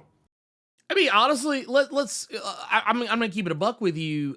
Looking at it as it is, looking at how many issues we have had thus far of Ultimates. Ultimates has run for from 2024 to now, it's going to end in 2026. That's a long time. 2 years is a long time for a book nowadays. You got 2 years of enjoyable stories, whether you're a fan of the Ultimates, whether you're a fan of Ultimate X-Men, whether you're a fan of Ultimate Wolverine, whether you're a fan of Ultimate Black Panther. You got Ultimate Spider-Man as well. You got fun stories. You have fun, enjoyable trades you can pick off the shelves that are 2 years worth of hotness that you enjoyed. Right. Who's to say if you got 5 more years of that, you would still have those trades on the like, you know what I'm saying? Well, who's to say that? And I mean, once again, Dennis literally said it. He knew in his heart of hearts that anything that he would do after, this point would very likely be lesser. Yeah. He knew. And the thing is, you have to know that. This is why I think more people need to just accept that they lack self-awareness. Dennis is not one of those people. He clearly has self-awareness. He recognized that he could keep doing it, but would it be the same? And how many times have we seen that where like someone stayed on a book past their expiration date, and then now it goes from us being like, okay, you know what, fine, you know what, let's address an elephant. Uh-oh. What? For all you audiophiles, he's holding up his newly owned Daredevil by Chip Zdarsky omnibus, Volume 1. You have to specify Volume 1 because neither of us is buying Volume 2. So here's the thing. If you just read this and then read like Devil's Reign and then stop, Chip Zdarsky's run is perfect. It is the perfect fucking run. It is the perfect fucking run. Leave Chip alone, Ernie. God damn. Chip Zdarsky, dang, y'all always come back to me. Right? He's like, dang. He's like, what the fuck did I do? He's like, what the fuck did I do? But no. The thing is, Chip's run was great, and then the book relaunched. He came back with another. They gave him another run at it. I think that ran for was it 13, 14 issues, and then I want to make sure I'm correct in this, so I'm actually looking right this second because I don't want to cast aspersions. I don't want to be the guy who casted aspersions. That boy said Chip Zdarsky is saying Dan Slott is over there. Here's something else you just reminded me of since you looking for that since you looking for how 14. long that issue was. It was 14. It was 14 issues. So yeah, I was right. The conversation you and I were having earlier. Mm-hmm. So that Volume 2 Daredevil omnibus, it has Devil's Reign in it, and then it has the Red Fist saga. Mm-hmm. But you see, they couldn't do that with Gillen. They said, Fun fact for all you people. Yeah, fact for all you people that don't know. Cy Spurrier is getting a Krakoa X-Men omnibus, all his Nightcrawler stuff, Uncanny Spider-Man, the whole shebang. That's going to be coming out this year. And for all you people that were probably waiting, Kieran Gillen's Age of X Krakoa omnibus is coming out. The problem with that omnibus is it does not have everything that Kieran Gillen did for X-Men. So it has Immortal X-Men, and it has Immortal X-Men and then 5 other issues of something. No Judgment Day, no Sins of Sinister, no nothing. It's just a handful of shit he did, as opposed to the Al Ewing Omni, as opposed to like some of the Jerry Duggan Omni. Cy Spurrier's Omni got literally everything that man wrote. But yeah. So read Chip's Cap run, y'all. I'm enjoying it. Yeah, I'm enjoying I like Cap run. His Cap run is great. His Cap run is great. And the thing is, I said the same thing about his Batman too. His Batman was great, and then it ran too long. It ran too long. So yeah, his Cap is. I like his Cap. His Captain America is tight. The thing is, it was like they literally reached a logical conclusion for Chip's story with Devil's Reign, and then they had him come back and do more, and then it just muddied the fucking water, and it just isn't. But I think I don't. I think that's a funny way to end it. But I think we're good. Yeah, I think we are. And you know what? I think that I think personally that Mhm. if you guys want to help us out, you want to help us out, you want to you want to do do your due diligence. You want to help keep this channel alive, like people like John Battle has done, becoming a member of the Blur Club Gold Mine. And all that good stuff. You want to help us out. Once the stream is over, come back and hit that hype button. Also, before you get up out of here, make sure you hit that like button, because that is the lifeblood of the live stream. Really, is hitting that like button, getting this video out in front of more people. Also, I implore you, if you really want to hook a brother up, please take the time, if you would be so kind, to head on over to the homepage of the channel, and go check out one of my latest videos, the Blackest Comics of 2025. I talk about a great deal of comics. I think there was like 11 books. I think they were on there, all with links that you can click on to go and procure said books if you find them interesting. I talk about a lot of stuff on there. We talk about Bronze Faces. We talk about Roots of Madness. We talk about Temporal. There's Bitchcraft. There is Pastime, Bitterroot, so on and so forth. And just me just taking the time to just kind of put your own game about some comics you may or may not have missed out on. Yeah, that's all I can really think of right now at this precise moment in time. And yeah, just make sure that, while we're out here, make sure in 2026 we're clicking on those like buttons. Whoa. What was up? What's up? Whoa, what happened? Thank you, Ernie, for answering my question. Wish you and your buddy a happy new year. What? Carter, you are just a buddy. You're just a buddy. Carter. Shit. Carter has Carter has never been here before. This is his first time, y'all. This is his first time being on the channel.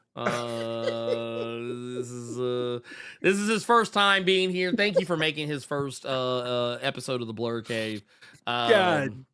So you've been demoted to buddy status. Your buddy status. That boy said, "Buddy Presents" is nasty. Buddy Presents. That is fucking disgusting. Oh my god, that's amazing. I love it. Wait. So next time I open up the show, I'm gonna bring it and be like, "What is up, Earth's Mighty subscribers? It's your boy Ernie, Blerd Without Fear. Got the homie Buddy Presents. Welcome to episode 336 of the Blerd Cave, the #1 comic book news stream on this or any other Earth in the multiverse that also has not just me here, but my buddy. Buddy Presents. Buddy Presents 3000 right here. That's him from now on. That's your name now, Carter. You have to change everything now. You have to change. You are now Buddy Presents. Buddy Presents. No, actually, no. Even better. Buddy Presents. No. Buddy Presents. No. That's his name. No. He's like, I'm not letting that stand. The easiest way for you to have said that is, what is up, Earth's Mighty subscribers? It's your boy Ernie, the Blerd Without Fear. Got my buddy here. This is Blerd Cave number 3.